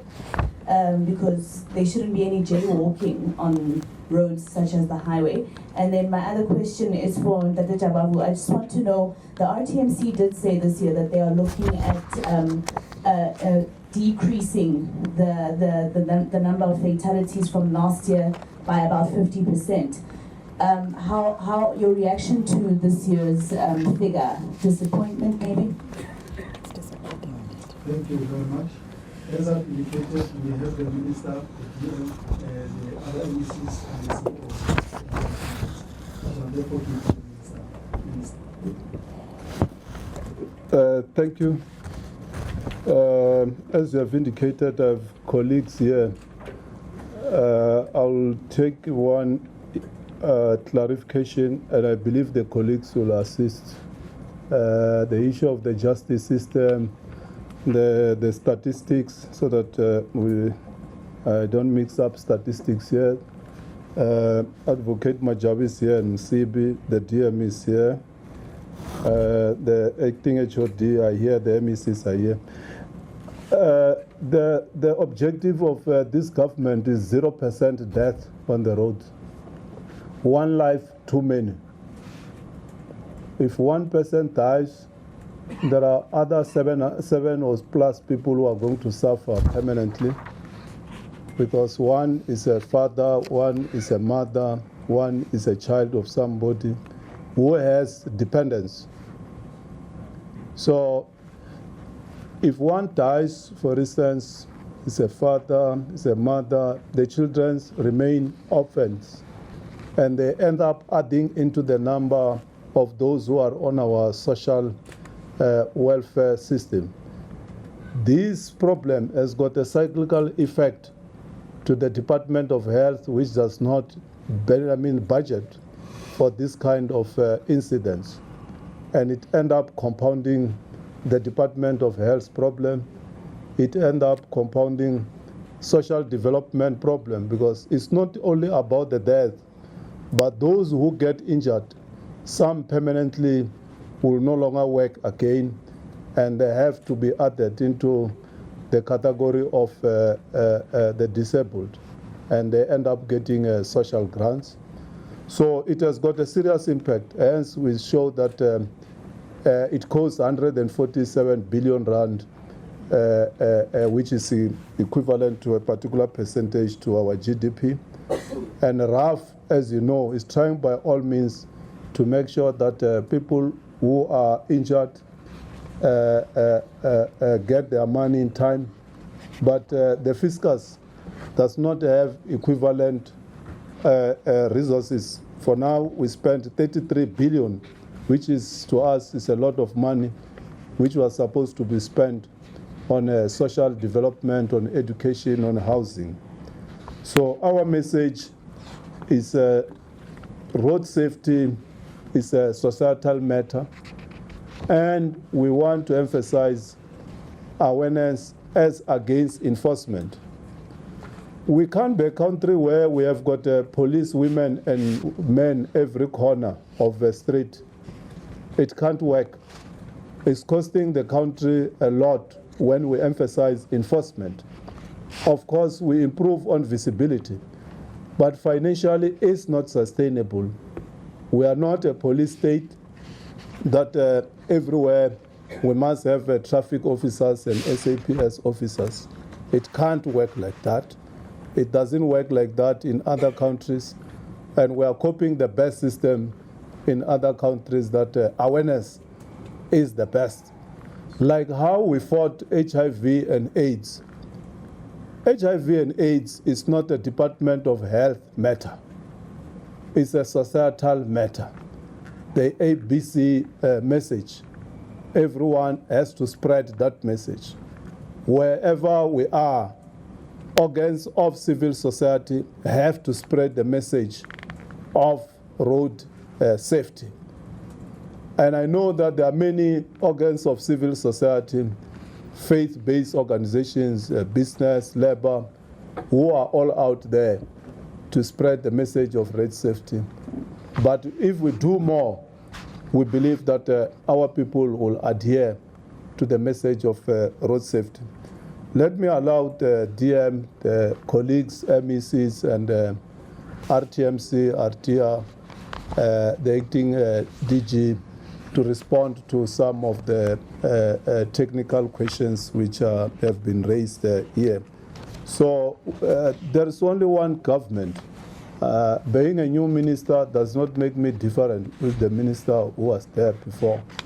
I'm here to take forward the programs of the ANC government. And the cabinet has adopted the road safety strategy, which emphasizes that let's put more efforts on education rather than on enforcement. We can do as much as we can with the Department of Justice and send so many people to jail. As we speak, we are spending a lot of money on correctional services. It's not a solution to send people to jail. It's just a deterrent. But what do we do to make sure that we go to 0% death rate in terms of fatalities? Can I allow the DM, the MECs, and RTMC, RTR, and the acting DDG to respond to other questions before we take the other set of questions? Thank you very much, Minister. Good morning, colleagues.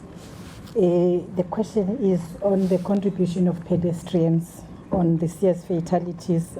They contributed 24.5%. However, passengers contributed 50%. So of the figures that we're talking about, 50% of the people that died were passengers. And you can actually attribute this to, for instance, the bus accident in KZN, the Kumbi accident in KZN in Western Cape. The majority of them were passengers, and that is why we're talking about 50%. Pedestrians contributed 24.5%, and drivers 19.8%, almost 20%. And these were the statistics. Did the bus strike contribute to this? I really believe yes, because this actually increased the number of cars that were transporting people, travelers. And that is why maybe today we're talking about motor vehicles contributing 49% of all fatalities that we saw.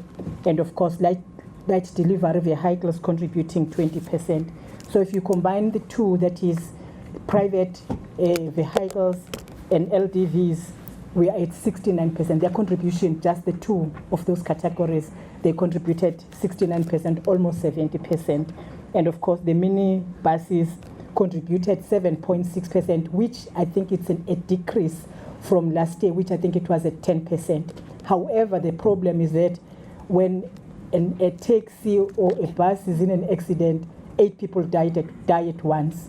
4 people die at once, and these are the issues. So I think that will be my contribution on answering these questions.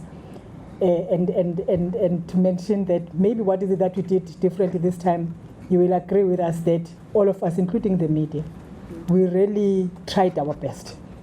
We're everywhere. We launched this Easter weekend, this Easter road safety program early enough. That was on the 31st, as we indicated, the minister indicated, 31st of March. We therefore said we have a pre-Easter phase, an Easter phase, and a post-Easter phase.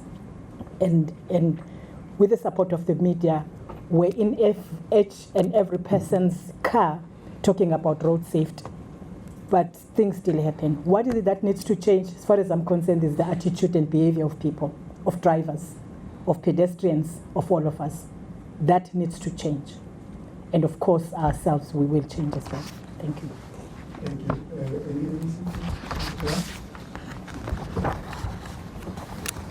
Thank you. Good morning to everyone. Just to build on what the Minister and the Deputy Minister said, is the whole issue around consequences for offenders. Because if you look at the latest statistics, the contributing factors, 70% are human factors, 20% are road and environment, and then less than 10% are vehicles themselves. So therefore, what the DOT has been waiting for a long time, that's the whole Tsima court case, which is now thankfully behind us.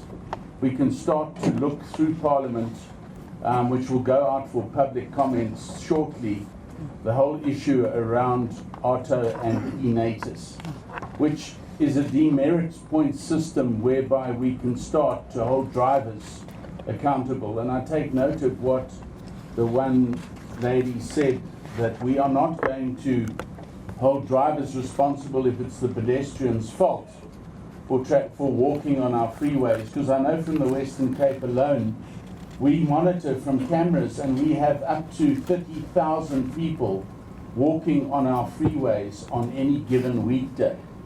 So obviously the time of the year and the visibility of those pedestrians are crucial to trying to bring down the number of pedestrian fatalities in our province. And obviously there are other factors peculiar to other provinces as well. Thank you, Mr. Ngomane.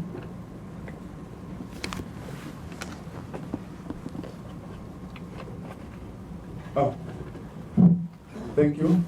In addition to what they responded on, what are we going to do differently in order to deal with this issue? In addition, I would emphasize that we need, because according to our statistics, we have seen that on our national routes, we were working we went very well, and we did very well. But the integration with municipalities, it's lacking. So we are going to re-emphasize. We thank the contribution which we are getting from the community, from yourselves, and other stakeholders.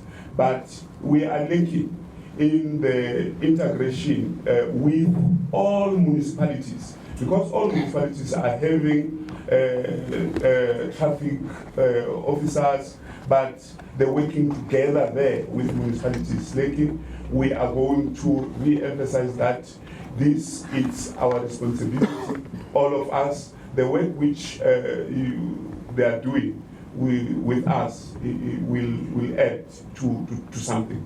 So I think if we can do that, we can add to what we are having going forward. Thank you.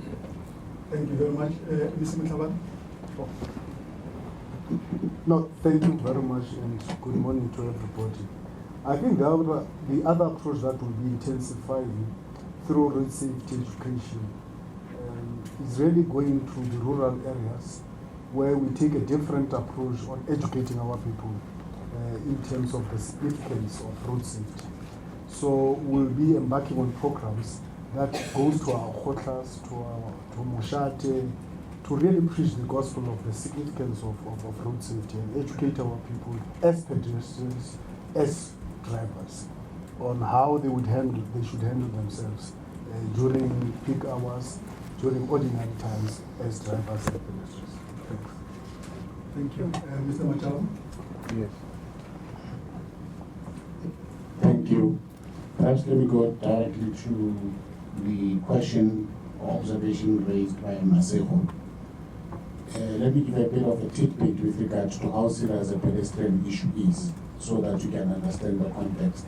We're not dealing with small children or young people who are dying as pedestrians on the road. Our statistics currently, vetted with good integrity, tell you that in terms of the age groups, the highest number of pedestrians that die on the road are between ages 40 and 44. 40 to 44, and they account for 20.8%. With regard to the drivers themselves, the highest number of fatalities from drivers is between age groups 35 to 39, and they account for 23%. Once again, not very young people who are wet behind the ears. With regard to passengers, because they also contributed significantly, the highest number of passengers that died in our cars, on our roads, and because they were not wearing seatbelts, is between ages 30 to 34, and that accounts for 23.5%. The chairman of the RTMC, am I disappointed? Yes, I don't even have to think about it. We had set ourselves a target, as we should, that this year we are hoping to reduce the fatalities by 50%. The inverse is true, we increased by 51%, and there's no sound leader who can pretend that that is not an issue. So that's a short answer. We are disappointed. Even if we had achieved that target, we would still be disappointed because we are still counting bodies as if it's apples. So the problem is bigger than that.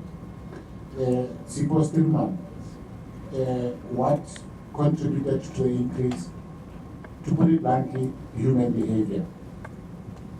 And human behavior, it is as a result of lack of consequence management. MBC Grant put it very bluntly that one of the things that we are hoping to get around to, and if we get it right, the bulk of our battle will be won, because it will be dealing directly with the human behavior. It is this out of business. Let me just put it simply so that you understand why this hoped to be achieved if we do get it right. Auto simply says it will enable us through our law enforcement to win. To say you make one transgression, you lose a particular number of points. Second transgression, third, fourth. At some point, you are going to lose your driver's license, period. And secondly, what other people lose sight of is the following phenomenon that we inherited in South Africa. The 18-year-old passes matric today. As a dad, we can afford to buy him or her a car now. Tomorrow he'll be on the M3. Less experience driving a Europa. in other countries from which we are collaborating and learning. And this is not a joke because people tend to underestimate the human element that ill experience can also bring about on the roads. In Australia, for example, you don't just get a license today and you're on the national roads tomorrow. They use a graduated system. Before you can go on a national road, you drive towards a bill. If you go incident free after 3 months, then you can be allowed to drive to Jersey. If you behave well, another 3 months, then you can go cross country from Jersey to the Free State. And after approximately 6 months, you can then be unleashed to the road. Now, from the empirical study that we have learned from them, is that has had a tremendous effect in terms of making sure that we only unleash responsible road users on the road. We're not there yet, but there are instruments that we're hoping will be put in place to enable us to achieve all of that. So the answer to what contributed to this is a multiplicity of effects, ranging from human behavior, recklessness, drunkenness, speed, poor law enforcement in some instances, poor or unroadworthy vehicles. If you put all of those together, and in this particular instance, yes, the bus strike did affect us. Between Thursday and the Saturday when the bus strike was resolved, we had an increasing number of vehicles on the road because people had to attend to various pressing issues. And some of those, thankfully, were impounded and others were not. And the stats that we picked up during those 2 days did show a marked increase. Thank you. CEO on the reclassification. And also the Schedule 5, 3 to 5, the justice negotiations. Thank you, Minister DMMEC. The issue of the declassification of the traffic offences is a trajectory that started in 2014. What it entails is the fact that Department of Justice has to reconsider reclassifying the road traffic offences, in particular the issue of reckless and negligent driving, drunken driving. Currently, when you are arrested, you are dealt with in terms of Section 59 of the Criminal Procedure Act. You are fined and left to go. So all what we're saying, let's take it back to Section 60, that anybody who's then been arrested for the traffic offense applies for a formal bail in terms of Section 60 of the Criminal Procedure Act. It's not an immediate release. But what the reclassification from Schedule 3 to Schedule 5 entails is the fact that you are also requesting a mandatory minimum sentence, that even if you are found guilty on reckless, negligent, or drunken driving, at least you have a 2-year mandatory minimum sentence behind the bars, which will serve as a deterrent, which other countries are doing. How far are we? The consultation and engagements led by the Deputy Minister in Justice has now resulted in us engaging various magistrates to deal with this issue, conceptualization. Sooner it will go for public consultation so that the amendment of the legislation is embraced by everybody. Thank you very much, CEO. We will now cross over to Cape Town. Cape Town, are you ready? Thanks, Chair. We have no questions at this stage in Cape Town. Thank you. Thank you very much. Let me take this time as well to acknowledge the presence of MEC Tikane from the Eastern Cape. You're welcome, MEC. Are there any further questions this side? Victoria? So you'll be the first. The second. Let's note that this will be our last set of questions. Listen. The third. Okay. I shall take all the 3 hands for now. Thanks. Number. You can proceed, sir. Yeah. Yes, hi, my name is Leighton Beer. I'm from the Automobile Association. I'd just like a question of clarity on 2 issues, please. The first is, can you give me the exact period over which these numbers are calculated? And then the second, when the previous minister, the former minister, announced the results, Mr. Muslibi, in January, she mentioned that there would be an audit that would be performed at licensed testing centres. This speaks directly to the issue you just raised. Can you give me an update on exactly what's going on with that? Thank you. Yes, sir. Good morning, Minister. It's Gareth Torres from NCA. Just looking at, is there any statistics at this stage on the number of motor vehicle accidents that there were, not necessarily fatal, but just the number of accidents that there were on the roads over this period, if there are? Thank you very much. Okay. The Free State had the least deaths. I mean, is there somebody from the Free State who can maybe tell us how they did it and other provinces what they can learn from them? Thank you. Thank you very much. Is that a follow-up? Yeah, it's just a very quick one, sorry. During Easter last year, when the results were released, a preliminary figure of 156 was given at the time of the press conference. But according to your Easter report, after that, that figure went up to 245. Are we going to see a similar move this year? That's just those three, please. Okay. Thank you. CEO, you can use this one. Thank you. Let's deal with the issue of the 245 and the 343. I will be answering two questions. When you deal with the preliminary statistics, you take the period a day before the Easter and the day after Easter at 12 midnight. So what does it mean? The figures that we are giving you in relation to the preliminary figures are figures that starts on the 13th, ending up on the 17th, 12 midnight. That's the process that also that SABC deals with it in terms of the figures.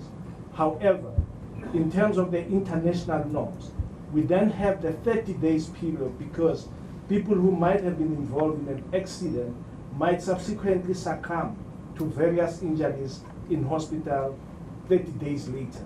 That's when you allow the 30 days period post the accident. That will then give you what we then talk to the final figure. Hence the increase from 158 to 245 because it took that period into account and also those that are subsequently happened. Why does it happen? Recall, any other accident, fatality that arises from a crash, it's therefore classified in terms of our law as a criminal activity, either the culpable homicide, reckless or negligent driving. It needs to be accounted for each and every death that happens, whether there was any commission or omission on the driver of that particular. That's the figure.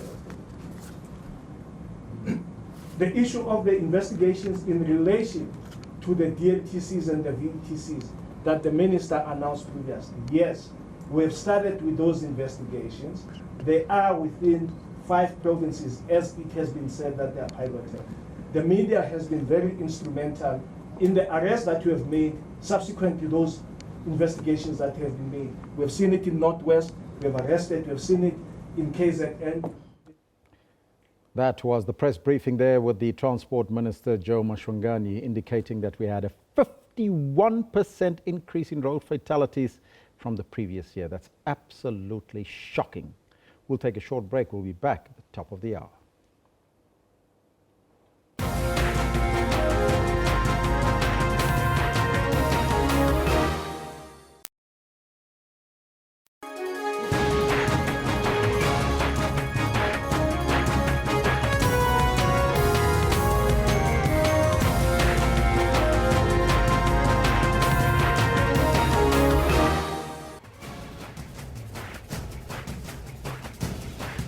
Thank you for joining us here on the Newsroom. This is the final hour. It's myself, Elvis Preslin. And me, Kendall Makamat. We'll be with you until 12 o'clock. Now, today, as you know, we're focusing on the artist Ayanda Mabulu.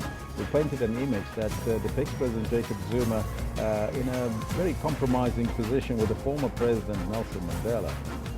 So that's why we're asking the question, Ken. Yeah, and it's being interpreted as something very serious. And we're asking this question today because we'd really like to find out from our viewers, what do you make of this latest painting by Ayanda Mabulu? this latest painting that he's got of President Jacob Zuma. Well, we're also conducting a poll on the Nigerian pastor Timothy Omotoso, who was accused of human trafficking and sexually assaulting young girls, who will appear in court this morning for possible bail application. And that's why we ask you the question on the poll, Kendall. 100%. Now we want to find out from you, should the rape accused pastor Timothy Omotoso get bail today? Well, he got out of jail here on the poll because there's 391 votes in. Earlier, we only had 3% saying yes. Now we got 17% coming on board saying yes, he should get bail. And 80%, Kendall, are saying no. Yeah, I know that 20% saying yes, a whole lot more of his followers or maybe other people that feel the rule of law allows him to get bail, saying that he should get bail. Neo says yes, he must get bail. What happened to innocent till proven guilty? After all, those are just allegations. You're correct, Neo. That's the rule of law. That's why we have democracy. Huh? And Berry Martin also says that person cannot be called a pastor, but rather a rapist. Put him in jail and throw the keys away. We got to go through the process there. Carmo says, yes, give him bail, everyone. God is in control, and he will prove the truth. Says Carmo. Mise Mojana says, no, he must pay for his sins. This one from Sipo says, no, they do these filthy things after they will say, God said. No, they are liars. It's like they phone God nor SMS him. These are some of your comments. You can keep them coming. We'll read them as we continue. And also, I want you to participate in the poll on the Twitter and the SABC Newsroom. But right now, let's take a look at your news headlines.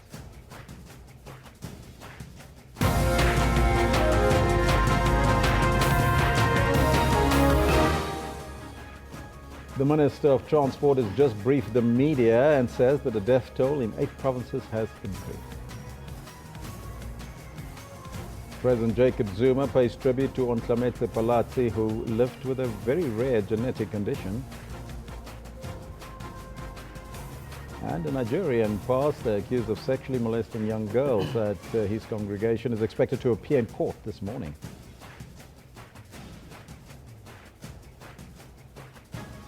Those are your headlines, but before we get there, let's find out from Kendall what's happening on the sports front. Elvis, thank you very much. Good morning to you. This is what we've got planned for you for the sports this morning. Linked forward, looking for Fellaini again. He's got something on it. It's Rashford, and still Rashford, and he scored this time. Teenage sensation Marcus Rashford fires home a late winner for Manchester United against Anderlecht, booking their tickets to the semi-finals of the Europa League. Athletic start with sprints. Those that cannot run fast, they go and do something else. And now we're good in the sprints. So yeah, I can just tell you, the athletes in our group, they're going to run fast. Now all roads lead to Potchefstroom this weekend as the nation's top athletes compete in the ASA Senior National Championships, with the sprinters foregoing the World Relay Championships to compete at home. And a UEFA report confirms France international Mamadou Sakho was suspended last season for taking a substance that was not in fact on WADA's banned list. I'll have you know that the athletics championships have started. In fact, right now at 11 o'clock, we're expecting that the senior long jump with Luvo Manyonga is taking place. But more about all of that a little later on. For now, it's back to Elvis, who's got the news. Thank you, Kendall. Transport Minister Joe Mashwanganyi says that the number of fatalities has increased by 51% over the Easter holiday. He announced the preliminary Easter long weekend road crash statistics at a media briefing in Pretoria. The minister says that the number of fatalities has increased from 156 over last year to 235 this year. He says the road fatalities increased in all provinces except in the Free State. The minister says that many of the road deaths were due to hit-and-run accidents. Meanwhile, the department spokesperson, Colin Nsibi, says that during the Easter weekend, the department issued about 20,000 fines for various traffic offences, including drunken driving, speeding, as well as reckless and negligent driving. The number of fatalities increased by 51% from 79 to 156 over the same period the previous year to 235 this year. However, this year's fatalities are still significantly lower than the 333 fatalities recorded in 2015. Our preliminary report shows that many people who died of hit and run incidents.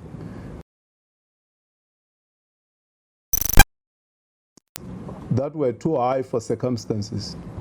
The report illustrates a new pattern in which crashes shifted from the identified historical hotspots into new routes and build-up areas did not have a high number of crashes.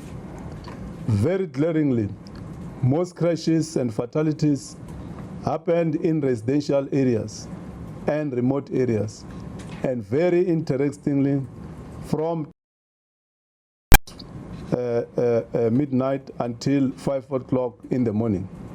This new phenomenon requires of us to spread our wings jointly informed by uniform working norms and standards. Our statistics show that fatalities increased in all provinces with the exception of the Free State. Free State recorded a 27% decline in fatalities from 11 fatalities in 2016 to only 8 this year. The other provinces recorded the following performance. Eastern Cape recorded a 17% increase in fatalities from 24 fatalities in 2016 to 27 this year.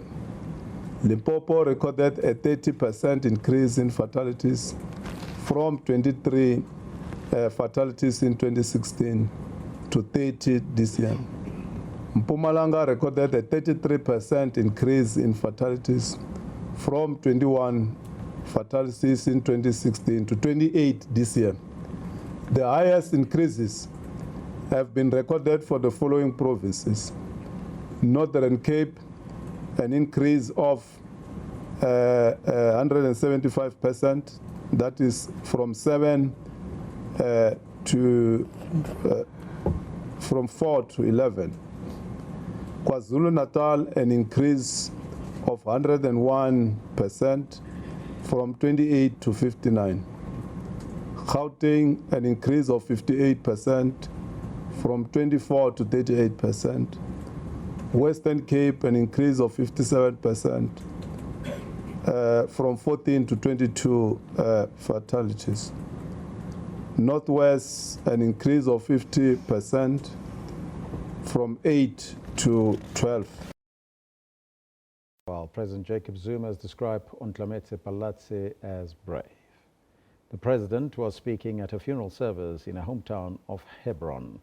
Ontlametse, who became famous for her battle against a rare genetic condition that caused rapid aging, will be buried in her hometown in Hebron in the northwest.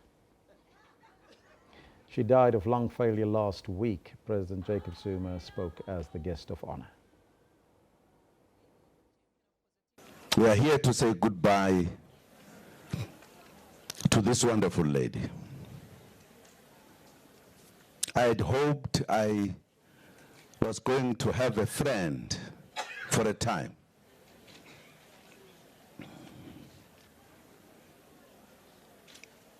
When I saw her in the past on the TV, hearing about this very rare ailment, not knowing that one day I will meet her, I was hoping that this ailment should be defeated by those who know how to cure people.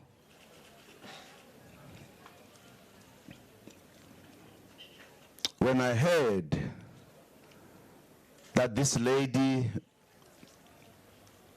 had a wish among them to see the president of the country,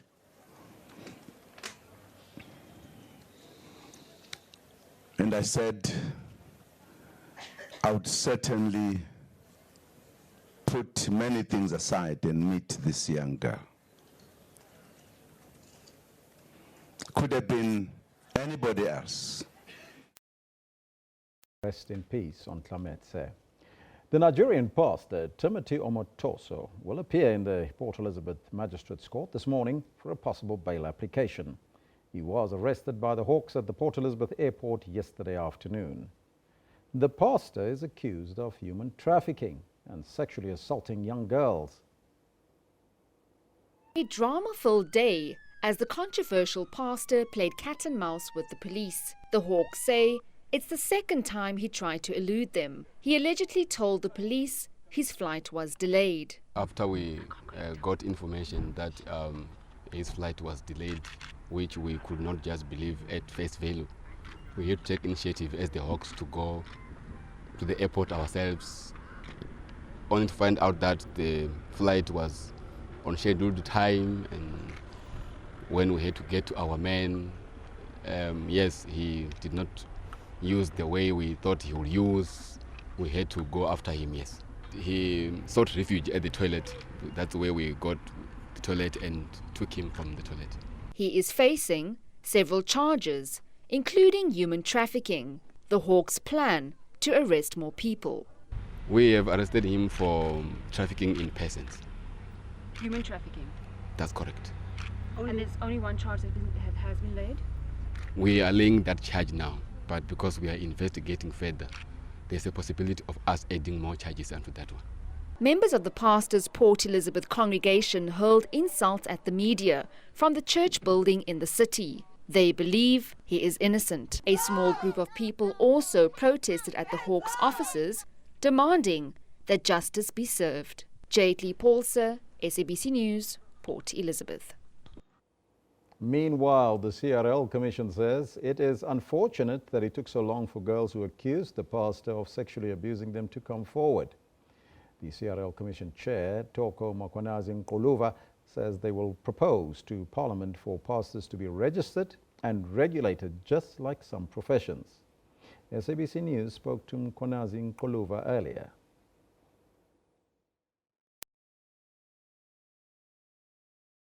That it took such a long time for these young people to come forward. But we understand it's the nature of the monster. The power that religious leaders have over communities and congregants is very strong. And it becomes difficult for people to report when wrong things happen in a church, and then they suffer quietly for a very long time. So our point of departure is that we need to make it easy for people to report, so that we prevent such things from happening and they don't take such a long time for them to come forward and report. And I believe it's not even easy for them to come out and report, because if you look at these occurrences, Mamtoko, they actually work in the psychic of a person.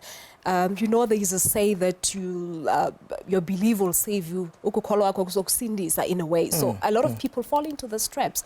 And I believe it goes back to the issue of education. Does the Commission have any educational initiative to make sure that people do not fall prey to such? You see, it's also how we treat the religious leaders. We believe whatever they say comes from God. And when someone, takes over the power of being God on earth, it becomes difficult for people to stop them when they do something wrong.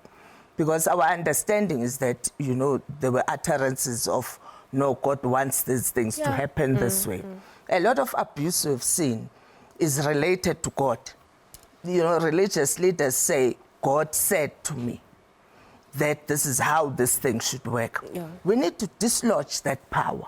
We need to see, priesthood and pastor, as a career.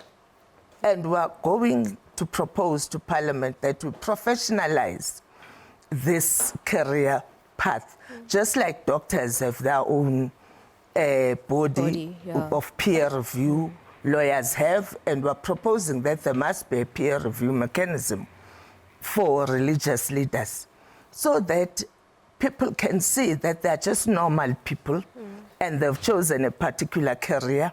And it's not as if they phone God every morning and God tells them what to do for the day. I'm sure you were even watching Cutting Edge last night, because some of the girls were saying, the pastor told me that God said I shouldn't be working, I should be doing business somewhere. So they misled, like you say. Yes, they are misled, and it's easy for people to then believe, oh, if God says so, then I must do whatever he says I must do. Yeah. Even if it's ridiculous. So part of what we want to do is to demystify the career path that people have taken to be pastors. They are not phoning God every morning. They are not getting SMSs from God. They are just like us. They walk and talk and live on earth. Now you have to stay tuned. On Monday morning, we'll be tackling that issue with the CRL as well, in terms of these pastors, whether they should be registered like any regular profession. So let's take a look at what you have to say on our poll that we're asking you this morning regarding the pastor. Should the rape-accused pastor, Timothy Omotoso, get bail today? So far, 422 votes in 21 hours left. It is gaining momentum. That's the yes votes, only 3% earlier. Now 23% are saying yes, he should get bail. 70% of you are saying no, we should not get bail. That's the good pastor there. Kenny Sipoli says, everybody gets bail. Why not him? Question there from Ken. This one from Vuzo says, yes, he deserved it, because there's no case of molesting, as the Hawk spokesman said yesterday, but they have changed it to human trafficking. This one from Silence says, bail for SM1, who had booked a flight to escape. The law would have failed the victims. Would he be seeking bail had he escaped? Was it someone that, bail for someone who had booked a flight to... Well, he didn't plan to escape. He was on his way to Port Elizabeth to hand himself over, and then he didn't turn up. So the Hawks went looking for him. David Madisha says, he's a disgrace and he deserved to learn a lesson. Hashtag Tim Omotoso. Bandile says, Asinibalo, stand up for Tim Omotoso. Well, there's a supporter there, Bandile Mubos, calling for hashtag Tim Omotoso. Probably one of the congregants and supporting the good pastor there. I believe he's got a very good, big following, so you can keep him coming and let us know what's on your mind. As you know, the good pastor was found in a toilet at the airport, in a ladies' bathroom, for all we know. Well, we'll take a short break. We'll be right back after.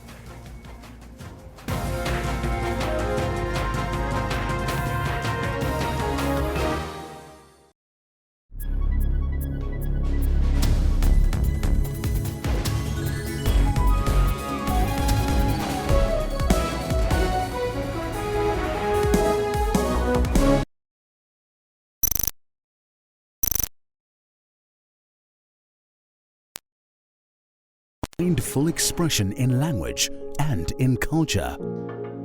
We do not just teach, we empower all people with education. We do not just bring you the news, we place you where the news is happening. We do not just entertain, we take you on journeys.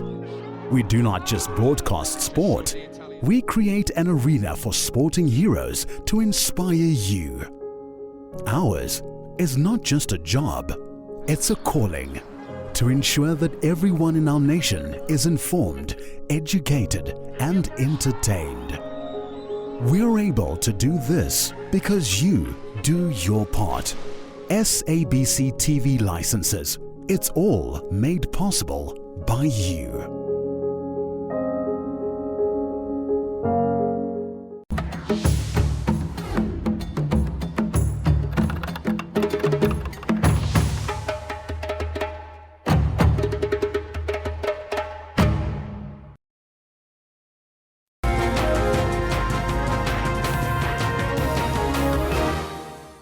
Now, the Finance Minister, Malusi Gigaba, says he does not feel that the odds are against him, as every country has its challenges. Minister Gigaba says the world economy is not growing as fast as it should.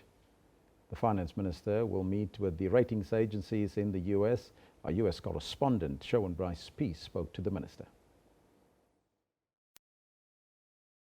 Is up against you, or do you feel that you have the wind at your back? Look, we've got the wind at our back. I don't think that the world is up against us. There are challenges that every country faces. The world economy is not growing as fast as it should, even though it is now on a growth trajectory. There are still risks in the outlook. But South Africa is part of a growing sub-Saharan Africa. We are part of a growing world. We are part of a growing G20. We belong in important institutions such as BRICS, the AU, as well as the G20, the IMF and World Bank Group. So we think that there are many possibilities for the South African economy to continue growing. Given the difficulties that you've experienced since coming into this portfolio, that has been kind of the buffer for you, is that the global economy is set to grow by 3.5% this year, up to 3.6%. China is growing, commodity demand is up, the United States is growing. That does assist countries like South Africa, where trade is very important, does it not? It does. There are concerns, of course, about tendencies towards greater protectionism in many countries, what is being discussed here as deglobalization. But we think that it's a positive environment of growth all over the world, and we are going to take full advantage of that. And that's why we are dedicating time to engaging with investors so that we can attract investments in South Africa, continue implementing structural reforms in our economy so that we can diversify it, transit it into new sectors such as the oceans economy, grow our SMME sector, continue to expand our manufacturing base so that we can increase our exports to the African continent, increase the numbers of young people that are employed. And I think that in implementing all of these programs and working together with business, labor, as well as civil society, we are communicating a positive message about the commitment of South Africa to work in collaboration, and we are portraying a South Africa Inc. approach which serves us well, which serves our economy well when we engage with investors and other people of influence. You've said before your trip to the United States that South Africa's policy under your leadership is not going to change. Of course, this is a part of this exercise here in the United States is very much a PR exercise, talking to investors, talking to international policy stakeholders. How do you explain to them this notion of radical economic transformation in South Africa? Is this going to be a difficult sell, Minister? Look, whether one talks radical economic transformation or inclusive growth, we are talking the same language. Right. At the heart of it is a genuine concern among South Africans that our economy is not creating jobs, that the levels of poverty are very high, there are too many people who are dependent on social grants, many of whom could be engaged in productive economic activities such as sustainable employment, and that the levels of poverty of inequality in South Africa are too deep. Now, that is the basis of our concern. And moving from there, we then say we need to industrialize the economy, to create to expand our manufacturing base by beneficiating the economy, creating an industrial base, leveraging the 1 trillion rand infrastructure investments to create competitive suppliers, to localize the economy, to ensure that there is a robust industrial program taking place in the country, supporting our SMME sector, ensuring that we develop the skills of our young people, and building the financial strength and developmental mandates of our state-owned companies so that they are able to fulfill their mandate in investing in infrastructure, crowding in the private sector in investments in infrastructure development, and providing such infrastructure as would help the economy to grow. This is what we are talking about. The language is the same. Now, there would be specific areas of debate that we keep on saying to investors, don't concern yourselves much about those issues, because we in South Africa are a democratic country. Like everywhere, there are different schools of thought in terms of economic policy.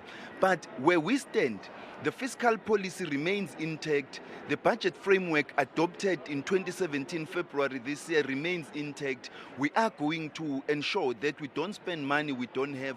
We are committed to ensuring that we don't increase our debt levels, that we improve the management and governance of our state-owned companies, and we're committed committed to ensuring that we continue implementing the structural reforms in the economy that will help the South African economy to grow in an inclusive way, so that we can take into consideration and bring into economic activity those masses of the people who remain marginalized, who wish to participate in the economy, are not able to earn incomes. We are committed to implementing all of those programs, and that program of inclusive growth will be implemented within the fiscal framework that we have agreed to.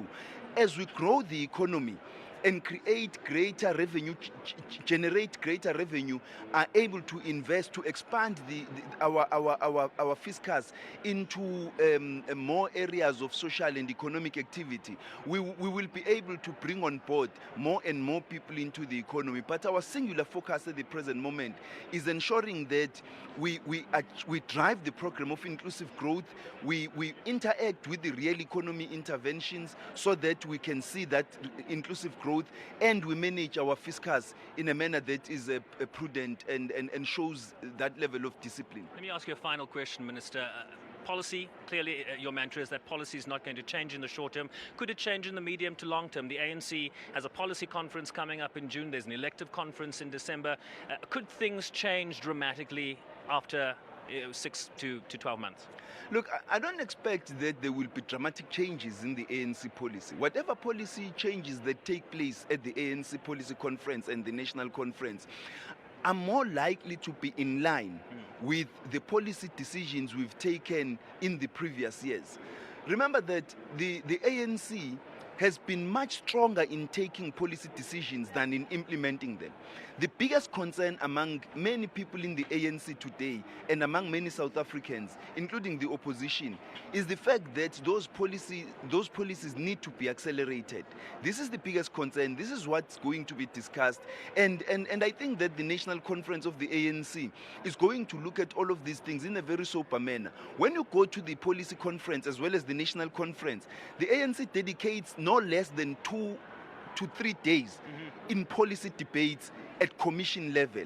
And at the end of that process, we come out with sober policies that are not going to negate growth, that are not going to negate our desire for inclusive growth, and that are going to ensure that at the same time we seize advantage, we take full advantage of the strengths of our economy as we march forward into the future. Malusi Gigaba, South Africa's Finance Minister, thank you very much indeed. It's my pleasure. Thank you. Straight off a plane and straight to the IMF here in Washington, Malusi Gigaba, South Africa's new Finance Minister, talking to us about his agenda at the IMF and the World Bank spring meetings. Of course, this is the first leg of his trip. He'll go and speak to ratings agencies in New York next week.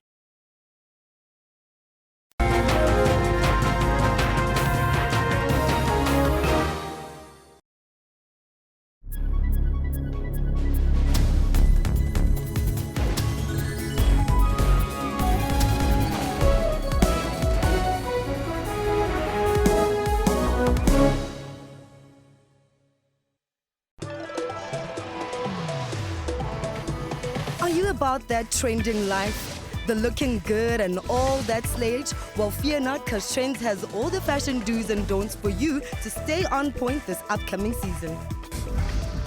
This film will be an immersive spectacle. You got Kong that's 100 feet tall.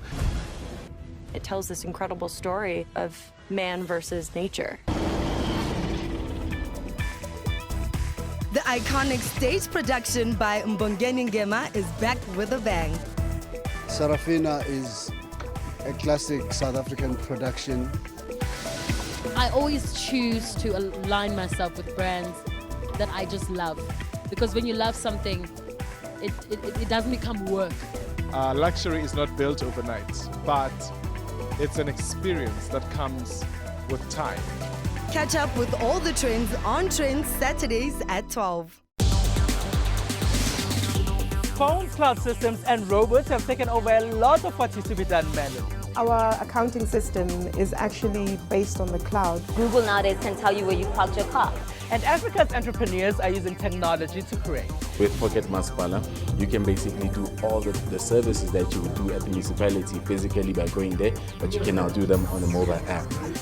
Join me, Spumelele Zondi, on Sundays at 9 p.m. on SABC News.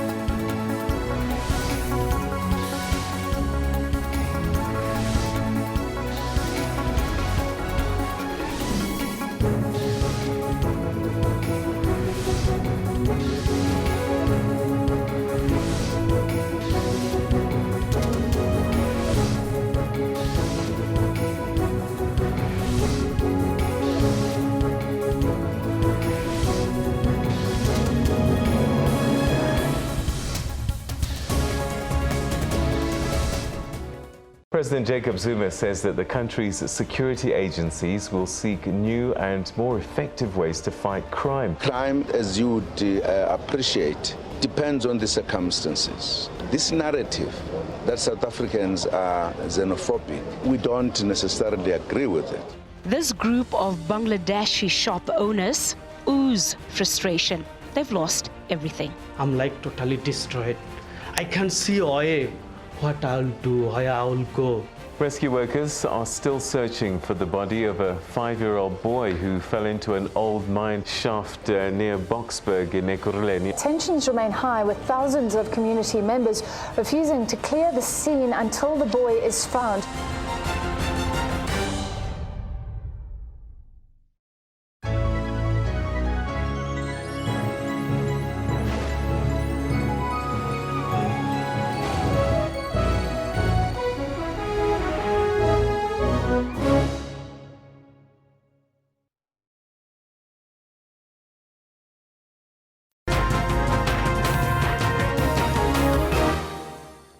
Now, for the past few years, overseas studies of political uncertainty and its impact on economic performance have led to the development of indices in several countries that broadly seek to practically capture and measure uncertainty. Now, the role of uncertainty has featured strongly in much of the economic debate in South Africa, which could have important implications for business confidence and investment in our country. The Northwest University School of Business and Governance, the SBG, presented the first quarter of Policy Uncertainty Index PUI 2017 yesterday. Joining us in studio now is the originator of the index, Professor Raymond Parsons of the Northwest University School of Business and Governance, to tell us more. Very good morning to you, Professor, and welcome. Good morning, Elvis. Now, you launched it yesterday. What does the first quarter of the Policy Uncertainty Index tell us? Well, as you've said, we've been going at this for about a year or more, so we're building up a bit of a track record. And I think one must say that this index in the first quarter of this year, it went up because uncertainty has increased as a result of some of the recent political developments in South Africa. So the message of our Policy Uncertainty Index for the first quarter of this year is something that I think is beginning now to touch everyone, whether you're in politics, in business, an investor, a consumer, a worker. The message of uncertainty and the impact it has on decision-making in the country is becoming quite important now. What were some of the major findings from the index? Well, I think what it was saying in effect was that with the cabinet reshuffle, with the change at the National Treasury, we also have now had adjunct status conferred on us by at least 2 of the rating agencies, that the combination of this has simply made our index increase, and that's sending out a message. It's saying, look, this will affect our economic performance. As I said earlier, it will affect certain decisions that we should be taking or certain choices we will make. And I think it's very important also for Minister Gigaba, who's now overseas. He's got a message that he wants to put over to the investors, to the IMF. Equally important is the message that they will give him to bring back to South Africa. And this all feeds into the index because it helps us to understand what the economic scenarios might be like after the cabinet reshuffle and after the junk status that has been decided. I want to stay with that because the finance minister, as you indicated right now, is in the US, is trying to woo over investors and, of course, to appease the ratings agencies there. Does the index then also talks to the investor confidence that is needed, as well as foreign direct investment? Yes, I think, let me say that uncertainty is not a new phenomenon. That's why we decided we would like to measure it, because it's been a constant in all these analyses over the past couple of years. That's been a common factor, that there's too much uncertainty about policy. It's inhibiting investment, especially private investment. And when we talk about the growth rate and about wanting to create jobs and all that kind of thing, what's important is that there is investor confidence. That confidence rests to a very large extent on the degree of certainty that those investors or the potential investors would have. Where's the country going? What policies are you actually following? And that certainty is absolutely necessary if you want to encourage investors to participate in the long term, especially the long term, in the South African economy. Talking about policy direction, in his State of the Nation address, the President, Jacob Zuma, announced that South Africa's policy direction in relation to radical economic transformation, and also the Finance Minister also said that. Do you think that have an impact on the PUI rating for the first quarter? Well, obviously, one of the factors is the debate around radical economic transformation. And let me say up front, I don't think there's anyone in South Africa who doesn't think that we need more transformation. I think the big debate is, what does it mean? How will we do it? Is there a blueprint? And I think one of the most important issues around the debate about radical economic transformation is not to see it in isolation, but to say the government, business and labour have been committed to the National Development Plan. How does this fit in to what we need to do there? We don't have to reinvent the wheel. We've got to say, what is it that we've not implemented that makes it necessary for people now to say, why aren't we doing more about radical economic transformation? We have a plan, let's look at it and see what are the gaps and try and take people with us. Don't just talk about it and then leave it up in the air where it generates uncertainty, because it seems to lie outside what we've already decided. So why are we not implementing what we've decided? Is there a correlation, Professor, between the policy uncertainty index and the key economic outcomes for South Africa? Yes, well, I think it is important, because what has resulted now from the fact that we've had a cabinet reshuffle, we've had changes at the Treasury, we've had junk status and so forth, is that I think all the analysts, the IMF and indeed some others, and myself, we're looking again at the economic numbers. Remember earlier this year, and we have discussed it, I think the consensus forecast was that after last year, which was not a good year for the economy, we could look forward to something better this year, maybe a growth rate of 1.3%. Well, now that's not looking so good now in the light of what's happened. There are downside risks in our economy. And indeed, the IMF, which is where our minister is at the moment, they released a report a few days ago about South Africa saying that they see this growth rate now at 0.8%. I checked, was that forecast done before the cabinet reshuffle or after? It was done before. So I think the concern now is that maybe it might not even be 0.8. Now you say, well, what's the decimal point between friends? We actually need much higher growth. I mean, whether you're in government, labour or business, everyone's agreed we want an economy that can do much more for us than it can at the moment. When we talk about a growth rate of less than 1%, that creates problems, and it also creates problems for the new Minister of Finance, because even if he does everything right, between now and our mini budget in October, if the growth rate is not there, his numbers are not going to look good. So apart from our public finances and everything that goes with that, and the decisions that the National Treasury has to take, we've got to build the confidence and reduce the uncertainty, which gets the growth rate up, because that's good for the Minister of Finance as well, for his tax revenues and for the things that he wants to do in order to promote social, in fact, try to promote social development.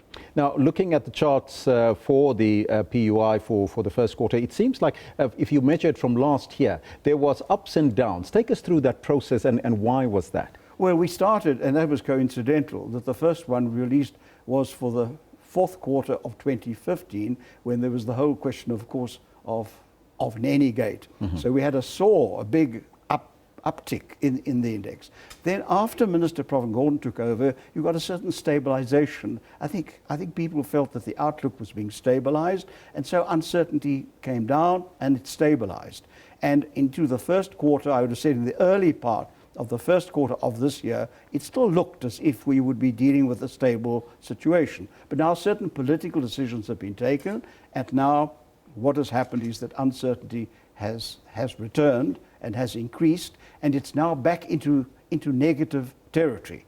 So we have to manage that. I mean, that's a reality, and we now have to deal with it. And I think the Minister of Finance, the new Minister of Finance, is very much aware of these challenges, and what he will have to do, as I said, when he comes back, It's not just the message that he wants to put out to the investors, it's also the message they're going to give him. And I think one of the messages is going to be, you've got to reduce this uncertainty. You've got to take decisions that will establish a firm and stable road ahead. And in my book, that means making sure that what we know about, namely the National Development Plan, will be the guidelines, and anything that lies outside that will either be changed, modified, or withdrawn. That will be the most important single instrument you can use in order to reduce uncertainty.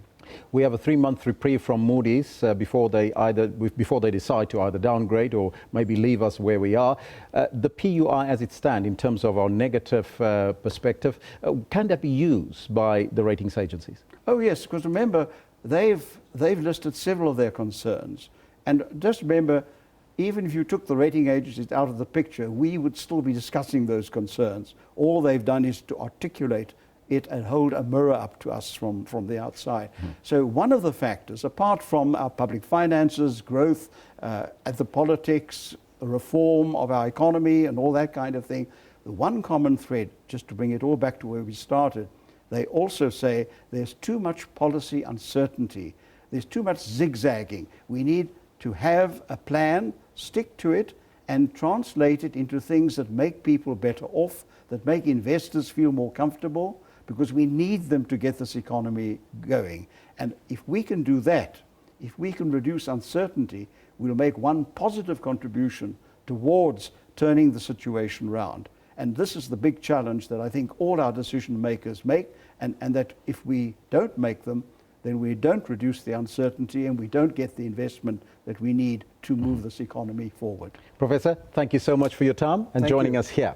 That was Professor Raymond Parsons of the Northwest University School of Business and Governance, the SBG, chatting to us about the Policy Uncertainty Index, the latest which shows a negative for the country.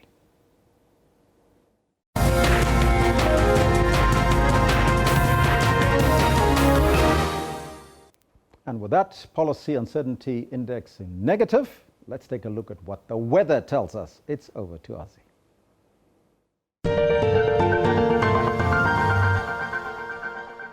Much thanks, Elvis, and warm welcome. Let's take a look at your weather details. On our satellite image, we're still seeing lots of moisture sitting over the interior of Namibia and over Botswana to some parts of Zimbabwe. We're seeing some high cloud, which is cirrus cloud, and we can't expect much from that cloud. Over South Africa, we are expecting partly cloudy skies over the eastern parts and isolated showers over the eastern parts of Limpopo for today. Otherwise, partly cloudy skies over most parts of SADC. Going towards the central interior, we're seeing 60% chance of thunder showers expected over the southern parts of Democratic of Congo, going to Tanzania, some parts of Malawi and the northern parts of Zambia for today. Tomorrow, still expecting similar conditions, 60% chance of thunder showers over the central interior. Moving towards the southern parts, we only see partly cloudy skies for South Africa in Limpopo, going to some parts of Gauteng, Zimbabwe and Mozambique, and it will be isolated to scattered over the interior of Namibia again, and a little bit of rainfall can also be seen over some parts of Botswana. Temperatures will sit at 25 over Pretoria and 24 for Polokwane. Isolated thunder showers expected for today, just partly cloudy skies over the interior of Mpumalanga with Ermelo at 20, 24 Pietermaritzburg and Bloemfontein at 26, 29 Uppington, 37 for Vredendal, Cape Town at 33 degrees. Sunny skies expected over most parts of the Cape region, but along the coastal regions, Cape Agalas and Riversdale, you can expect some clouds with a maximum of 23 for George. Southern parts of Namibia, we're seeing partly cloudy skies with Luderitz, partly cloudy Mariental at 27 degrees. Going to the northern parts, we're still expecting partly cloudy skies with Oshakati at 28 degrees and 31 over Rundu, Khobabis at a maximum of 25. If you are in Botswana, do expect partly cloudy skies to clear skies over the interior. We're only seeing a high cloud sitting over the eastern parts, and over the far northern parts, we're seeing Bindura at a maximum of 26 and 24 over Mutare, Pemba partly cloudy skies, and nothing much can be expected over those regions. Moving towards the southern parts, we're seeing sunny skies over Vilankulo to Inyambane, Shai and Maputo, 30% chance of showers expected for today. And over Madagascar, we're seeing Fiaranto, just partly cloudy skies and sunny skies over the southern parts. Farafangana at a maximum of 26 and 30 over Taula. Now, if you are in Tolia, a maximum of 27 and 28 over Morombe. Towards the northern parts, we're still expecting partly cloudy skies and Mike Terano at a maximum of 31 and over Morondava 32 for Mahajanga. That is all from the weather desk. Ndauyando.